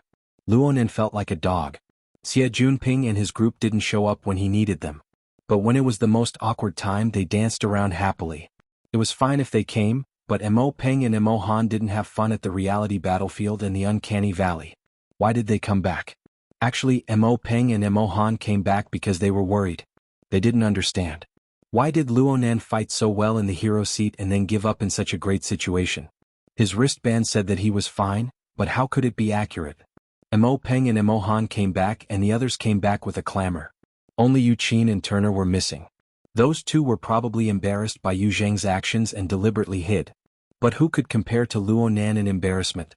His intimate actions with cat eyes were completely seen by that bastard Xie Junping. Oh, there was also Shui Lei. Even if the angle was a bit off, Xie Junping's reaction was more or less the same. Yes, it was Xie Junping's reaction. That bro's reaction was too exaggerated. Not only was he stunned at the door, he actually wanted to turn around and walk out. Walk out my ass. Even if Luo Nan and Cat Eyes did have a bit of an ambiguous relationship. Well, even if they really kissed, why are you pretending to be pure? Aren't you just luring others to think in the wrong direction? Luo Nan took a deep breath. Cat Eyes' wine fragrance still lingered in his mouth and nose, including the delicate touch of her hair against his lips. This abruptly woke him up, and he suddenly felt a bit of gratitude towards this old driver. Due to the haste of the matter, he was stunned on the spot. He didn't know how to make evasive movements. He still maintained an extremely intimate and ambiguous relationship with Cat Eyes. In reality, it was just lips kissing forehead. If Xie Junping hadn't reacted too quickly and messed up the formation, Mo Peng and Mo Han, and the others would have definitely seen them. Then they would have exploded. Luckily, he could still salvage the situation. Luo Nan suddenly straightened his back and stood up. His knees bumped into the coffee table due to the haste. The sound of the crash was quite clear in the room. Xie Junping was quickly pushed in by the door. Mo Peng and Mo Han also swarmed in. The originally empty luxury room was instantly filled to the brim. The fruit and drinks Xie Junping brought weren't afraid that no one would be able to digest. Luo Nan took advantage of the chaos to drag his aching legs 2 steps outside. He nearly bumped into Shui Lei, who was returning with a tray of wine. His best friend shifted his body to maintain the balance of the wine tray. He was as dedicated as a real bartender, and he had an innocent expression that said, "I don't know anything," on his face. However, his flickering eyes had long since betrayed him. In comparison, after old driver Xie Junping's initial loss of composure, he and Hu Huaying formed a perfect example of a gang of scoundrels. They spoke and laughed calmly. With a sentence like, "Nanster, are you having a get-together with a beauty?" along with the fruit platter and drinks, they quickly reversed the chaotic and subtle atmosphere in the private room, causing it to become lively. During this time, Cat Eyes was very steady. Her posture didn't change at all. It was as if everything that had just happened was an illusion. She even hooked her finger at Shui Lei and took a glass of whiskey from the wine tray. She held it in her hand and shook it slightly, making the ice cubes and the whiskey make a slow and monotonous sound as they collided. Luo Nan still had to make way for Shui Lei. He felt that he had been reduced to a waiter. Wait a minute. Wasn't this more like a special service personnel? He could not help but clench his teeth. He was embarrassed but also angry.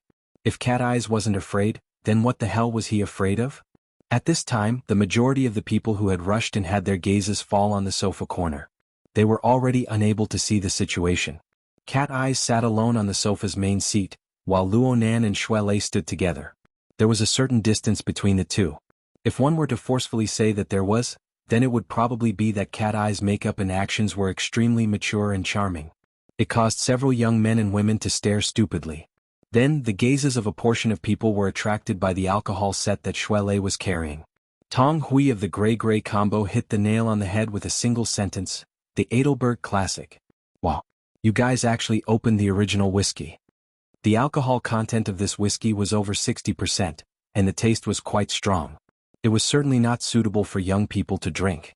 Shui Lei discovered this when he opened the bottle. He rushed to express, "I'm not drinking it. Whoever wants to drink it can have it." Luo Nan felt his mouth go dry at this time. Perhaps it was because of his guilty conscience, but he felt that Cat Eye's breath lingered on his lips. He saw that the amber alcohol was soaked in ice cubes. It looked quite thirst-quenching and the smell was quite strong. Luo Nan grabbed a glass and drank it in passing. Holy crap! Tong Hui was immediately shocked. Luo Nan also realized that there was a problem. The alcohol entered his throat. Even though the effect of the ice cubes had been released, the burning sensation of the alcohol rushing into his nose and throat and the smoky, fiery and high-pressure taste nearly made him spit it out. Luckily, the orifice of his mouth and tongue operated naturally after being stimulated. The jade liquid of the spirit pond silently moistened his mouth and nose. It melted away the rush that could make one's rationality explode. All that was left was a rich aftertaste that came one after another. Luo Nan unconsciously swallowed the glass of alcohol. Luo Nan didn't know how to appreciate alcohol. He was already quite satisfied that he didn't make a fool of himself on the spot. What truly surprised him was that the orifice of his mouth and tongue had this kind of effect. Even so, he absolutely wouldn't take a second sip. Luo Nan had never had such close contact with alcohol in his 16 years of life, aside from the alcohol stove. After the alcohol entered his stomach, it was as if a fire had been ignited in his entire body. It burned his entire body hot. The restlessness that had just been suppressed seemed to swell up once more. It wasn't that he wanted to do anything. He just felt that there were many ideas that were meaningless. He looked at Cat Eyes. He turned his head to look at the calm and composed beauty on the sofa. He chuckled, feeling that he was right. Mo Peng shouted loudly, "Nanster, you're secretly drinking alcohol." Luo Nan rolled his eyes at him. "I'm thirsty for drinking in broad daylight." For the sake of proof, he simply poured the remaining ice cubes in the glass into his mouth. He chewed a few times and swallowed it all. This method was truly bold. Mo Peng and the others felt a chill in their hearts when they saw it. Tong Hui was very impressed. One look and you can tell that he's a veteran. Back then, I also drank it in one gulp and then I directly sprayed it on my dad's face. Don't tell me that drinking ice cubes can suppress it? It looked like he really wanted to go home and try it out. Luo Nan observed a moment of silence for him. This brother certainly didn't have the orifice of his mouth and tongue or the ability to transform the jade liquid of the spirit pond. Hopefully, the dual stimulation of alcohol and ice cubes wouldn't cause him to doubt his life. After this interruption, the direction was completely crooked. The awkward atmosphere was pretty much dispelled. Luo Nan's state of mind grew more and more natural. He once again took on the responsibility of being the host and introduced everyone. Xie Junping and Hu Huaying were both seniors of Acumen College. They were older than Mo Peng and the others by 5 or 6 years. They were able to lower their statuses so they were easy to blend in. Luo Nan had only met Sissy Du Yong. Luo Nan had only met him once, so he could only give a simple introduction. However, Tianqi was here. A month ago, Du Yong was still the president of the Mystic Arts Research Society. Though he had abdicated his position without much glory, Tianqi, a basic member of the society, was still worth giving everyone an additional introduction. On the other hand, Cat Eye's identity was a bit more difficult to deal with. She had been sitting on the sofa all this time. She had a smile that wasn't a smile. She wasn't close but she wasn't far. Plus, there was the problem of her name. It was a bit strange to introduce her. Dance teacher? The group of boys and girls were quite confused. This didn't fit in with Luo Nan's circle. Papercut had just returned with Tianxi not too long ago. He didn't even have the time to greet Cat Eyes. As the etiquette teacher, Papercut took it upon himself to block the bullet. He even pulled Tianxi along with him. Didn't you say that you've recently become interested in the mystic arts? Aside from the school society your little brother is in, there are actually some interest societies, hobbyist societies, and the like in society. For example, we are all like-minded people who gather together. Cat Eyes is a senior member of this society. You can get closer to her in the future. Tianxi didn't open her mouth after returning to the room, but most of her gaze fell on the sofa corner. Half of it was given to Luonan, and the other half was given to Cat Eyes. She was suddenly seen through by Papercut and her mind panicked. However, she was quick-witted in the end.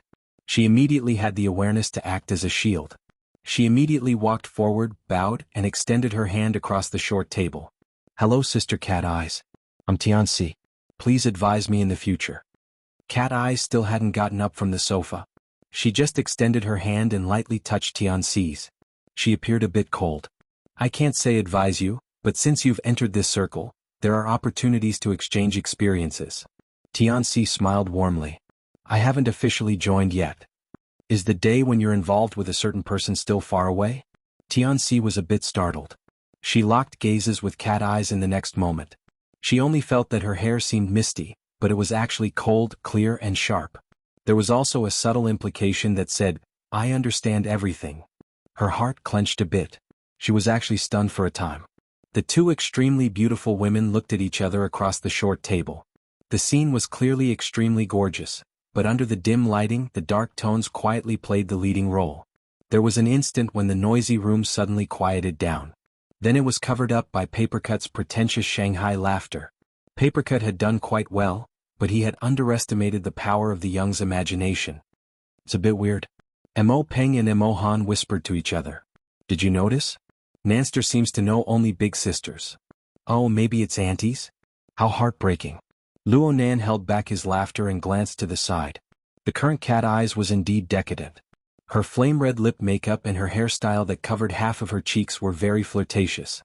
Under the dim lighting, she appeared to be much older than Luonan, a 15 or 16-year-old student. Perhaps she really was twice his age. Strictly speaking, calling her auntie wasn't a big deal. But the young man's imagination was unleashed. It was a standard weapon of mass destruction. It was impossible to control. Mo Peng said, could it be an indecent relationship or an Azura field? Don't talk nonsense. Maybe they're just friends despite the difference in age. But the problem right now is that the girls Nanster is dating are all older than him. This trend isn't right. Why is it like this? I heard that little Nanster's family situation. What about my family? I'm talking about his birth parents. His parents aren't by his side. He misses them for a long time and so on. Maybe his Oedipus complex is a bit heavy? Search to death. Luonan nearly crushed the empty glass in his hand. Can you two be any louder? Don't you know that a good half of the people in the room are ability users? You're trying to ruin me. Before he could finish his thought, two people in the room had already spat. Papercut had just taken a glass of alcohol from Shuele and took a sip. He had come back late, so he didn't see the most awkward moments. He lacked resistance and now he collapsed from being teased. It was only logical that he choked on the peat-flavored whiskey. The other person who spat was Xie Junping. It was just that he spat out mineral water. This was a bit odd. Luonan discovered that Xie Junping hadn't touched a drop of alcohol today. He didn't even drink a beverage. He just drank a glass of mineral water. Also, were Mo Peng and Mo Han whispering that loudly? Xie Junping, who was nearly 5 meters away, could actually hear them? When did his eyes and ears become so sharp? Luonan sized up Xie Junping seriously. The two hadn't met many times during this time. Luonan felt that Xie Junping had gotten a bit thinner, but his spirit wasn't bad. What was funny was that Xie Junping was wearing a very old-fashioned button gown. It was the uniform of an old man who practiced his morning exercises. No matter how Luonan looked at it, Xie Junping looked completely out of place in the amusement center. Xie Junping had a very stiff appearance. It didn't seem like he was cosplaying or anything of the sort. Luonan thought back to the magical array and other elements that Luonan had mentioned before. The matter was quite odd, but it wasn't easy to ask about it. Then he saw Papercut's penetrating insight. People of the same age as Mo Peng and Mo Han shouldn't be placed together with Cat Eyes and the others. There were many topics that simply couldn't be discussed. Papercut was lucky enough to escape the misfortune of spitting out alcohol from his nostrils. He felt that he needed to increase the intensity of his brainwashing, so he ferociously told Mo Peng and the other young boys and girls, people like us all like those mysterious things. We often get together and exchange our experiences. Cat Eyes and I just happened to be in the vicinity today, so we took the opportunity to come over and play. Please don't mind us if we usurp the host. Oh, no wonder Nanster wanted to join the Mystic Arts Research Society. Pring knew of this situation, so he filled in the blanks in an instant. However, his gaze continued to move back and forth in the corner of the sofa. The Azura arena had nothing to do with one's hobbies. Han's ability to accept these strange things was a bit lacking. She turned to look at her close friends. Mystic arts. Is it something like tarot cards? Tarot cards are very, very effective. Xiao Peipei, who had always been a person of few words, was actually a fan of the related field. She was a bit excited. This also ignited a small wave of discussion among the girls. Although it was far from Papercut's implicit description, wasn't this the most ideal situation? Luonan gave Papercut a thumbs up in his mind. He remembered that Papercut had said this back at Ocean Sky Cloud City. Back then he had fooled Xie Junping and Hu Huaying. Now it was Mo Han and Mo Peng's turn. It could be said that Papercut and Luonan were echoing each other without a single flaw. Look, the Mystic Arts Society will definitely be able to help. Xie Junping turned his head to whisper to Du Yong. He had an expression that said, "Listen to me." Du Yong still had a mixture of impatience and skepticism on his face. There are many branches of the mystic arts. Magical arrays are a very specialized field. Papercut's ears were sharp. He tilted his head to look at Du Yong. What did you just say? Magical arrays? Du Yong's patience had long since been exhausted from the tedious introductions. All that was left was impatience. Papercut's question was the same as opening his mouth to release a flood. He didn't care what the situation was. He just raised his voice and said, "Recently old Sierra and I were at a club. We made contact with a fellow practitioner. He expressed that he could guide us through the door, but there was a threshold of spiritual awakening that required the assistance of a magical array." His voice was sharp and soft. He spoke quickly, and the field he touched upon was mysterious. In the time it took to say a few words, the group of boys and girls were already confused.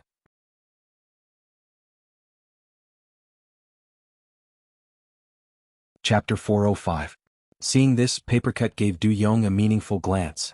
He wanted Du Yong to slow down. However, Papercut still did not understand Du Yong. This neurotic fellow was already on the verge of collapsing from all his hard work. He would not stop talking. Hu Huaying saw the problem and wanted to stop him, but in the end she was unable to. This brother was completely stuck inside. He just treated everyone present as part of the Mystic Arts Society.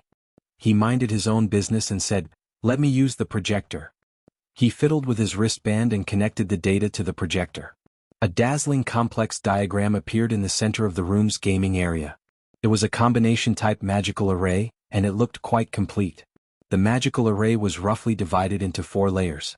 The overall composition was a deep blue color, and the symbols at the key nodes were dark red and dark gold.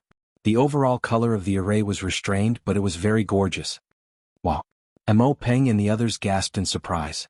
A neatly pieced together, a perfectly organized diagram. It possessed a very artistic feeling. Those special symbols, configurations, and connecting lines were filled with a mysterious beauty that seemed awesome even though they did not understand it. They did not understand Du Yong's theory, but they could feel the shock from it. Of course, it was more suitable for their imaginations. Du Yong grew more and more irritable when he saw this diagram. He fiercely waved his hand twice, warping the light and shadow of the magical array. It took a moment for it to return to normal. It's this damned format. Damn it. Luonan was quite sensitive when he heard the word format. He raised an eyebrow. It's not that format. It's the file format. Xie Junping knew what was bothering Luonan. He saw that his companion was unable to communicate normally, so he took the initiative to explain, "The wristband doesn't support the file format of this design diagram. We can only enter read-only mode and look at the projection. However, the computer in the projector in the private room was fine, so we copied it and modified it. We didn't expect it to suddenly reset, so we didn't have time to save it. All our efforts were gone. However, even if we didn't save it, the verification itself had failed." He was in a terrible mood in the VIP room, but he calmed down when he arrived at Luonan's side. He even laughed at himself. "Just a little bit more." Du Yong roared at Xie Junping, but his sharp and gentle voice didn't seem threatening at all. "It's all your fault. You should have given up earlier. Why did you cancel the subscription?"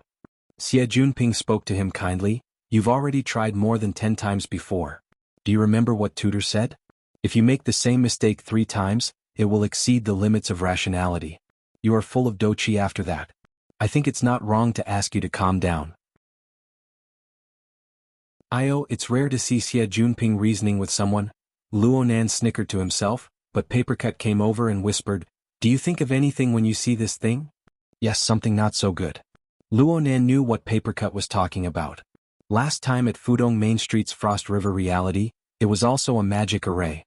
It was also a member of Acumen College's Mystic Arts Research Society. His name was Huang something. Just like that, the forged human-faced arachnid became the experimental product of the Order of Justice. Luo Nan was still extremely sensitive to such matters. Luo Nan's gaze rested on the projection of the magic array. From the perspective of the mystic arts, Luo Nan didn't have much to say. At most, he had a bit of a basic concept. However, from the perspective of the operational structure of energy and information, he had a bit of a right to speak. He tried to straighten out the order laws and principles inside, and he started with the three-level structure of formatting theory out of habit. He was in trance for a time. On the other side, Papercut directly asked Luo Nan, "This magic array can be used immediately, right? What I mean is that you don't need to arrange and engrave it. You just need to use the light from the projector." Yes. This is what Tutor meant. Du Yong nodded like he was pounding garlic. He was actually able to see this point with a single glance. Du Yong's confidence in Papercut and the society instantly rose. "Did you hear that?" Papercut wanted to talk privately with Luo Nan, but he saw that this bro was already entranced. Papercut could only give Luo Nan a light nudge, telling him not to rush into a domain that others could not understand. First, figure out the surrounding information. Once you have a direction, you can talk about professional matters. This way you don't have to worry too much. This was the advice of a veteran. Luo Nan was quite convinced. However, Luo Nan really did have a vague idea after sweeping a few glances, and it wasn't from formatting theory. It was a very rare situation. Luo Nan reluctantly glanced a few more times, temporarily turning his mind to the plane of reality. He inexplicably glanced over and saw that Cat Eyes had been tasting wine in the sandy corner all this time. She had poured an unknown number of cups. Cat Eyes is in a bad mood. I can tell that she's in a bad mood. Let's not bother her for now. Papercut indicated for the two of them to go first. He felt that Luo Nan wasn't paying attention, so he repeated the information he got from Du Yong. Only then did he laugh. "It's a very familiar situation, right?" Luo Nan nodded. Papercut wasn't present at the time. He must have read the operation briefing in detail afterward. And the main source of information for this briefing was Luo Nan. Of course he wouldn't forget. "It's exactly the same as last time. Are you talking about the Order of Justice?" "It shouldn't be. If it's the Order of Justice, the inner magic ring will certainly show an extremely clear balance or imbalance. It's quite easy to recognize. I learned a bit after the event. It seems that the technique of forming a magic array through projection has spread over the past 2 years. Many orders are doing this." Then, Luo Nan felt that the direction was a bit chaotic. "I currently have a direction. The main structure of this magic array is quite complete. It doesn't have those laughable mistakes or the rigidity that imitates ancient times. It isn't some kind of charlatan scammer. The difficulty of drawing it isn't high either. All you need to do is be patient. On the other hand, the so-called adaptive adjustment is quite interesting.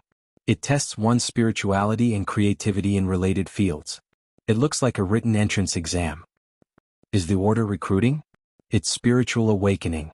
The name matches the reality. However, no order has ever done this before. They place more emphasis on the pious faith of their believers. Luo Nan keenly grasped the most crucial piece of information. Never before? Definitely not. It might not necessarily be an order. It could be a firm like the Society or Her Majesty Empress Wu. Papercut grinned. This is the importance of surrounding information. I just asked little Xia. Their teacher taught them spiritual awakening techniques. There are very clear religious rituals and directions. Luo Nan rolled his eyes. You can just say it directly. Creation. Which one?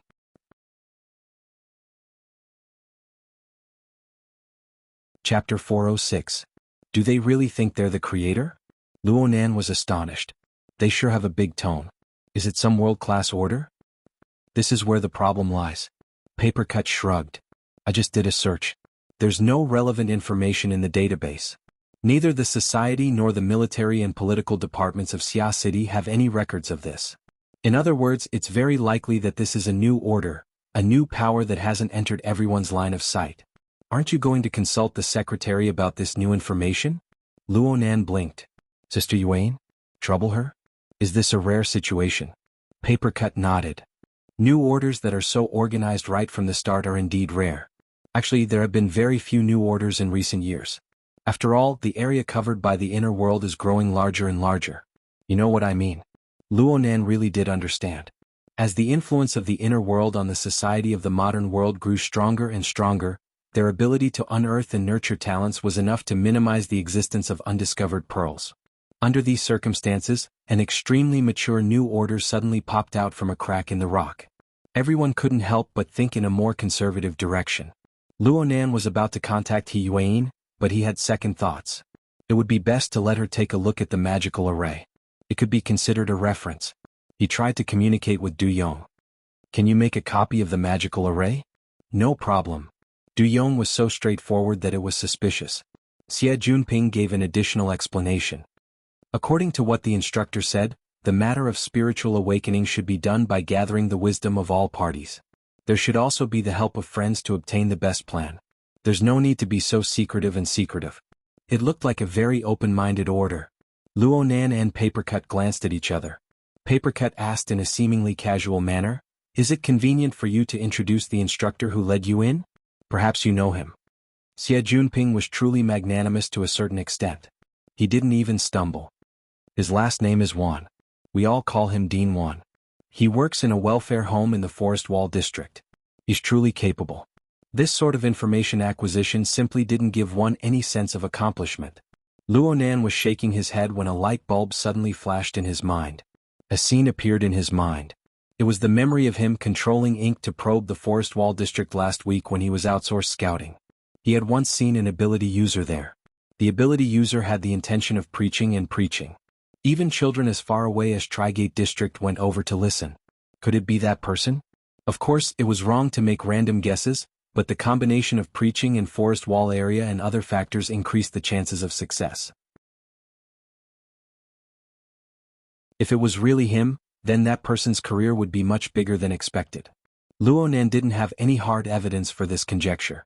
It was hard to explain with the special perspective of long-range perception, so Luonan didn't say much to Papercut.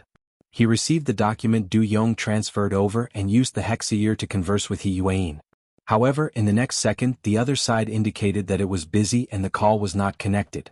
This wasn't strange at all. 8 or 9 o'clock in the evening was one of He Yuan's busiest times. Unless it was an extremely urgent matter, it would be pushed to the back. Luonan thought for a bit and created a temporary mission. He pulled He Yuan, Papercut, Shuele and Cat Eyes into it. Only then did he send He Yuan a message and a document. It was a multi-party sharing. Papercut glanced at it and said, "Oh, Cloud Map. This is the most suitable mapping software for creating magic arrays. It doesn't seem like a particularly closed sect. That might be good news." Luonan noticed that the file displayed a clear icon. The hexaear can read it. Of course, this kind of practical function still needs to be integrated into it. Luonan saw Du Yong gnash his teeth at the read-only projection, but he was unwilling to copy the file onto the computer no matter what. He felt that there really was something wrong with this bro's brain. Luonan sighed, "Forget it. Just use mine." He directly connected the hexaear to the projector. He didn't need to switch. He just opened it from the mission window. He set up an open mode of operation, removing the read-only restriction. Everyone could operate it. He casually swiped and left a clear mark on the magic array.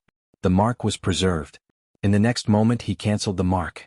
He tried it a few times and confirmed, "You can modify it now. You can try to recall it and find the feeling.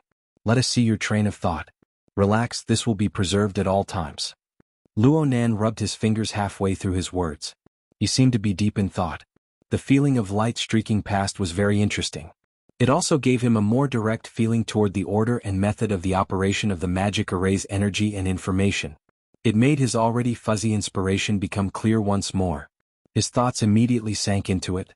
Du Yong was skeptical at first, but he soon saw the tool window of the cloud map software. His heart swelled with enormous joy. He was just about to operate it when he saw Mo Han and a few other girls trying to operate it out of curiosity. He didn't even think before he shouted, "Don't break the template." This shout was the limit of his reprimand. The gentle and quiet Chiu Pei was the most timid. She was so shocked that she took a step back and repeatedly apologized. Mo Han wasn't afraid of him. She was even more annoyed that he had startled her friend. She said disdainfully, "There's a rollback operation. What are you afraid of?" Du Yong was truly shocked by his terrible memory. He shook his head over and over. At this time he displayed an extremely repulsive mentality toward all non-professionals.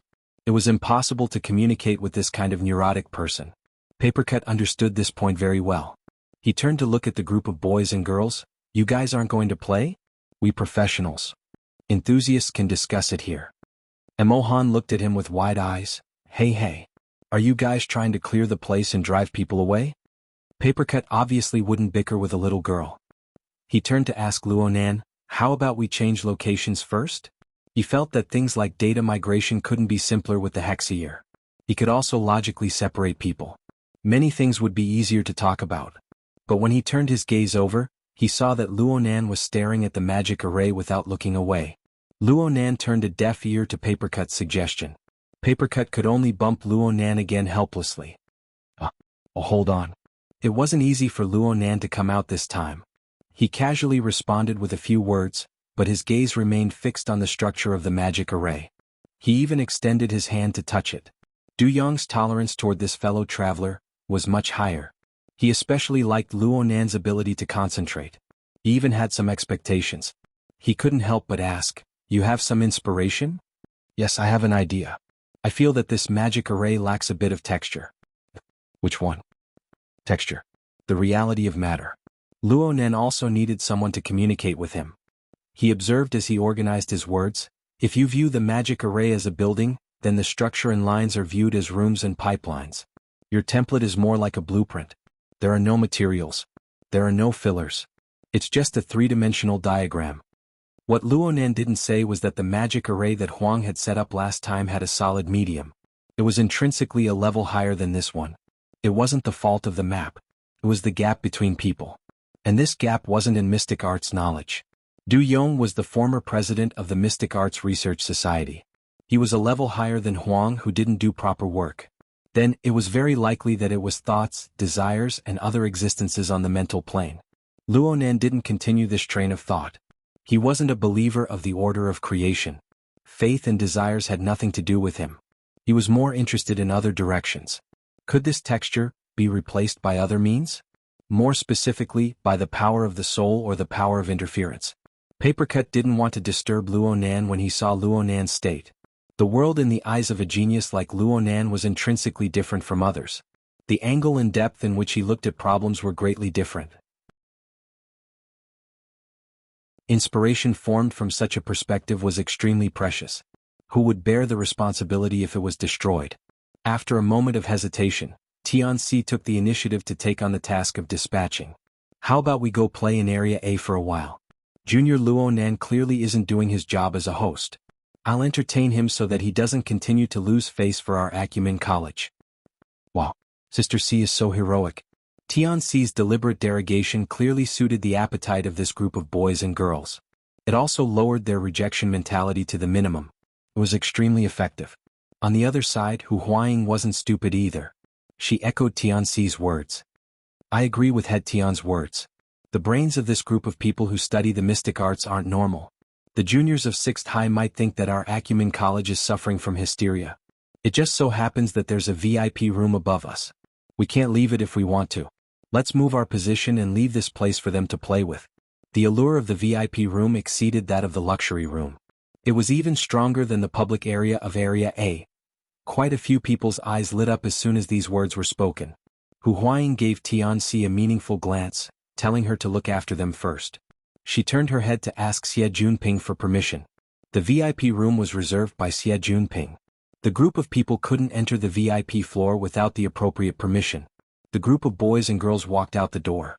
Luo Biao whistled. "Normal room, luxury room, VIP room. So we're here to play and level up today." Mo Ping nodded fiercely with a drooling face. "I've been looking forward to the beautiful girls' dance battle for a long time. The lighting effects of the VIP room will certainly be better. I'll design the lighting costumes later. Dance costumes, sailor costumes, flight attendant costumes, and so on. We'll take turns wearing them." "You pervert." Wan Zihue kicked him. Mo Peng laughed and suddenly pulled open the door to escape. But who knew that when he pulled, the weight wasn't right. It tightened and then loosened. Mo Ping used the wrong amount of strength. His body staggered and fell backward, crashing into Luo Biao. The door was pulled open as well. Someone from outside fell head first into the room and fell face first into the mud. Who's? Yu Zheng. Though the figure fell to the ground, he was still recognized when he struggled to get up. At this time, Yu Zheng was wearing a set of external equipment that had anti-collision functions. It didn't hurt, but he was in a sorry state. Yu Zheng was having all sorts of trouble tonight. He had just crawled out of vomit when he fell face first into the mud. His chin had collided with the smooth floor, hurting his mouth, teeth, and tongue. A belly full of evil fire rushed to his head. He crawled up and shoved Mo Peng. "Motherfucker, what the hell are you doing?" Mo Peng was a bit embarrassed at first, but his expression immediately changed when he was scolded directly in the face. As for that push, it didn't really matter. He wanted to scold back, but he had more confidence in the end. He sneered and said, "I wanted to ask you, how does it feel to be F***ed by a hand cannon in all kinds of positions?" Yu Zheng's face turned pale, then purple. The only thread of reason in his brain suddenly snapped. He cursed again and swung his fist, smashing it towards Mo Peng's face. Things had happened hastily. Everyone was relying on instinct. Mo Peng was a bit plump, but he was a stout and nimble fatty. He had been smashed on the reality battlefield all year round, so his reaction speed was above that of a normal person. At this distance, he lowered his body and didn't use his fists or feet. He directly went for a headbutt. His round head, along with the sharp and angular tactical helmet, struck between Yu Zheng's chest and abdomen. The impact wasn't small. Yu Zheng's drunkenness hadn't dissipated yet, so he nearly vomited again after this collision. What was even worse was that his balance had been lost. Last time he fell forward and this time he fell backward. Fortunately, there was a place to lean on behind him. When he tripped, his shoulder hit someone's chest and the back of his head collided with something that was soft but not hard. Then he heard a stifled, muffled cry. Zhu Maoshuan's indistinct and hoarse cursing echoed in his ears. Fuck. Zhu Maoshuan was lying on the ground. He was also a bit stunned. It was reasonable to say that Yu Zheng causing a ruckus was advantageous to him. In any case, they were all students of 6th High and companions who had come together. If they really did cause a ruckus, the ones who would be making a fool of themselves would be that group of people.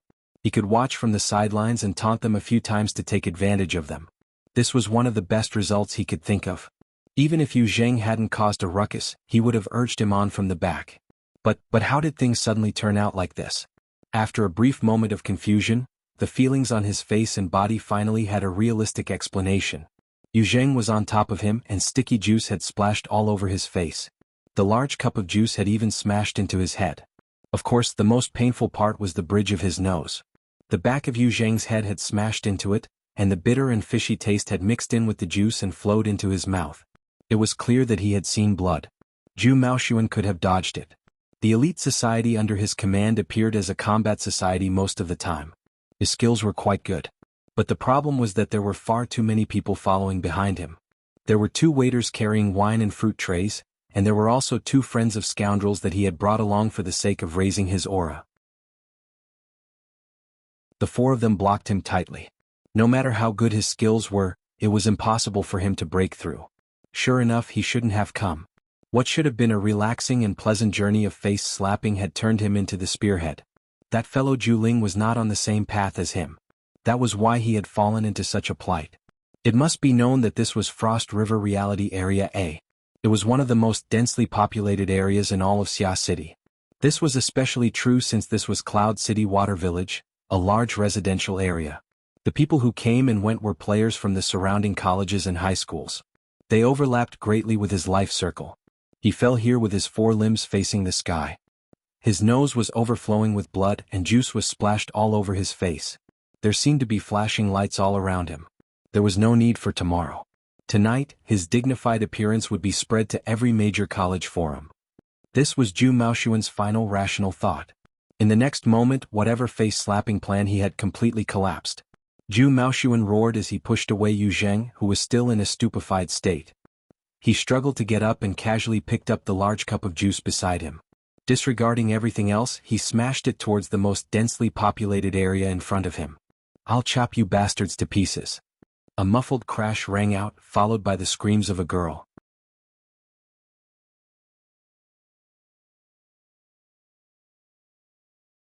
Chapter 407.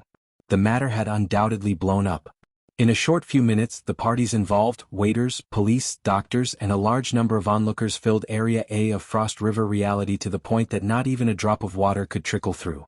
Chiu Peipei had already been sent to the hospital for treatment. Mo Han and Ruan Zihui had also gone to the hospital to take care of her. The remaining people continued to confront each other in the luxury room. It had to be said that the police were not slow. After the incident at Frost River reality, the government's level of control over public occasions had risen by at least 2 levels. Fortunately, if they had been a bit slower, Zhu Maoxuan would have probably been sent to the hospital on a stretcher assembled by multifunctional robots. After confirming who the main culprit was, Shuelei punched him to the ground. He still couldn't straighten his back. The terrifying spasms of his internal organs transmitted the negative effects to his brain through his nervous system. It made Zhu Maoxuan want to vomit and feel dizzy. However, no injuries could be seen on the surface. Because there were too many onlookers and quite a few people involved, the dispatched police did not take the group away from the scene. Instead, they rushed to the room to understand the situation. The police's inquiry was very simple. They were not interested in complicated grudges. After all, this was just a relatively ordinary public security dispute. The surveillance was very complete, so it was not difficult to make a judgment. Because the hospital's injury examination results had not yet come out, the dispatched police routinely left the social authority numbers of the parties involved. They informed both sides of the process of mediation and civil prosecution. Then, they informed them of the location and time limit for the injury examination. The dispatched police process was completed. Next, Mo Peng, Shuelei, Yu Zheng, and Zhu Maoxuan had to go to the police station to make statements. Zhu Maoxuan was fine. He was already an adult and had the ability to act. As for the other 3, they had to notify their guardians according to the rules. All of a sudden, the faces of the 3 turned ugly. Mo Peng and Shuelei were simply worried about being reprimanded by their parents. Yu Zheng's feelings were much more complicated. In fact, when he recovered from his stupor and entered the room and saw the people inside, he hated that he could not immediately kill himself on the floor. Did the heavens specifically come to torment him tonight? We give up the prosecution and request mediation. The one who spoke was Yu Qin. She and Turner hurriedly entered and immediately expressed their stance. At the same time, they took out their guardian's electronic authorization. I am the younger sister of the party involved, Yu Zheng. My father already knows of this matter. This is our stance. Yu Zheng blankly looked over. There was no effective response. Seeing her brother in a daze, Yu Qin was both angry and annoyed. But in terms of cool-headedness, she was 10 times stronger than her brother. She could already see Xie Junping and Hu Huaying standing by Luo Nan's side with dark faces. In fact, the majority of her stated attitude was directed at these 2 masters. Wuxia Pharmaceutical Company could not afford to offend the Xie family and the Hu family. They were even more unwilling to give their peers a reason to talk about them and expose their flaws. Yu Qin had done her best to understand the situation, inform her father, and obtain the relevant authorization in just a few minutes. Unfortunately, from the looks of the current situation, the effects were minimal. Yu Qin didn't take the initiative to talk nonsense. After making her stand clear, she stood with her brother and helped him tidy up his appearance. She took the opportunity to observe the situation in the room. She had seen Xie Junping before. She knew that he was a playboy, a first-class hedonist. But the way he was dressed right now, the way he stood by Luo Nan's side, the way he unconsciously whispered into Luo Nan's ear. No matter how she looked at it, he didn't look like the main character. She seemed to have misjudged the direction from the beginning. In fact, what Yu Zheng did, what the Yu family or Wuxia Pharmaceutical Company didn't really matter. Yu Qin's declaration was just a small interlude. Not many people heard it. At most, she earned a fierce glare from Zhu Maoxuan. Zhu Maoxuan was certainly the most restless person in the room. He saw that his gang of scoundrels from the VIP room had all come down. They couldn't be of much help, but they could support themselves. They could reason with the police. They weren't afraid at all. They had an imposing aura. However, the most crucial person was missing from the list. Zhu Maoxuan turned his head left and right, but he still didn't see anything. He could only ask his friends, "Where's Zhu Ling?" He seems to have gone back upstairs. Zhu Maoxuan only knew now that he and Yu Zheng had gone downstairs to act as gunmen. Zhu Ling, who had made this request, had disappeared without a trace. Zhu Maoxuan's mind immediately exploded. At this time, the police were still carrying out legal education. Zhu Maoshuan's anger rose to his head when he heard this. He suddenly kicked over the high-back chair beside him. Give this nonsense to a fucking lawyer. I want to examine my injuries right now. Zhu Maoshuan's movements were large, and his already spasming internal organs gave him an even worse experience. His body bent like a prawn. Gastric acid sprayed out, burning his throat painfully. His tears and snot also choked out. Shuelei, the one who had done this, didn't even bother to glance at him. He obediently accepted the police's questioning. His attitude was more than 10 times stronger. At most, he was a bit worried because he had invited his parents. Xie Junping and Hu Huaying stood up at this time. They were Acumen College's student council officials. They didn't lack connections and they were experienced in negotiating with the police. They could be considered good doctors after a long illness. They were the best candidates to handle this kind of matter. In addition, there was Tianxi, an expert in communication. She checked for any gaps and filled in any gaps. It seemed that everything was developing in their favor. As for the ability users in the room, they exchanged glances with each other. It was quite awkward. Indeed, they were all gathered inside the room. They studied the magical array, drank and so on. There was a certain distance between them and the conflict zone at the entrance. But to let a delicate little girl get hurt right under their noses was still a very shameful thing. Even Luonan was no longer in the mood to study the magical array. He sized Zhu Maoshuan up and down. He recalled the old events at Ocean Sky Cloud City. He could more or less determine the cause and he felt more and more displeased. He really wanted to find a way to fix things. And it was because of this concern that he heard the name Zhu Ling through his mental senses.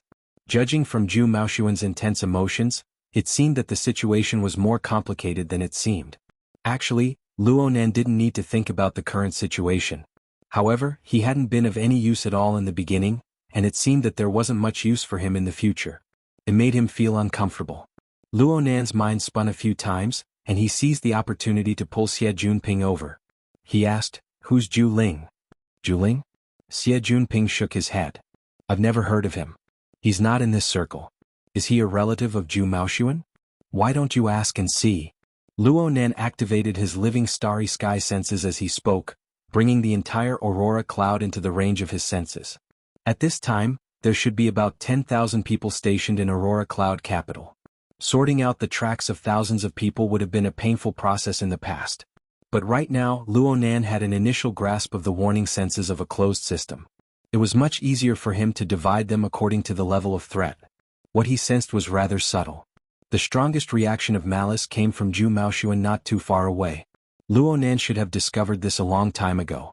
It was just that although this person's evil intent was strong, his body didn't possess any extraordinary strength. The stimulation was very weak. Plus, Luonan had been immersed in the study of magical arrays, so he had unconsciously overlooked this. From this, it could be seen that the alertness of a closed system in a passive state could very likely ignore a considerable amount of information. He had to pay attention to this in the future. Luonan continued to comb through the information. It didn't take much effort before he found 2 targets. However, it was not a malicious reaction. It was not even from Frost River reality, but from a higher level. What attracted Luonan was undoubtedly the special reflection of these 2 in the living starry sky. Ability user. And one of the ability users was quite extraordinary. There was a clear distortion to the surrounding starry sky. It was as if it was being burned by incorporeal smoke. If Luonan had observed it 2 days earlier, he would have only been able to see a gloomy and blurry nebula without the aid of the telescope. Making a preliminary judgment from this standard, this was already a B-rank ability user. There was another rather interesting point. Although there was a difference in strength between these 2 people, when comparing the constellation structures of the 2, there were quite a few similarities. Moreover, Luonan was quite familiar with it. An upright tetrahedron. A burner. It was not strange to see 2 burners in Xia City. The society statistics showed that there were over 300 of them. Most of them were in the military. A small portion belonged to Quantum Corporation. They were out for a stroll and a meal. It was quite normal to bump into them in Cloud City Water Village. These 2 people didn't seem to have anything to do with the conflict below. Luonan didn't feel any element of malice from them. The living starry sky indicated that he didn't have any connection with these 2 people in any real sense. Luonan didn't want to complicate matters. He carefully examined the burner that he suspected to be a B-rank ability user. The strength it displayed was quite astonishing. Although its format of fire was restrained, its pressure had already penetrated the depths of the mental plane. In the general sense of the 3 levels, 1 region and 1 realm, it should have touched upon the edge of the abyss region. It would have been fine if this was compared to the mentally enhanced side, but everyone knew that burners were all fleshly enhanced. To be able to obtain this kind of result as an assistant section master meant that he was already on the same level as the ears of Truth Fairchild. Did Xia City have a burner of this level? He Yuan had explained the relevant information to Luo Nan, but he had no recollection of it. Out of caution, Luo Nan controlled his soul strength to maintain a distance from the material plane. He gave up on observing the burner's true appearance to avoid being captured. That would be awkward. Luo Nan memorized the location and removed his senses. He didn't discover anything else after that. It seemed that this was indeed an exception.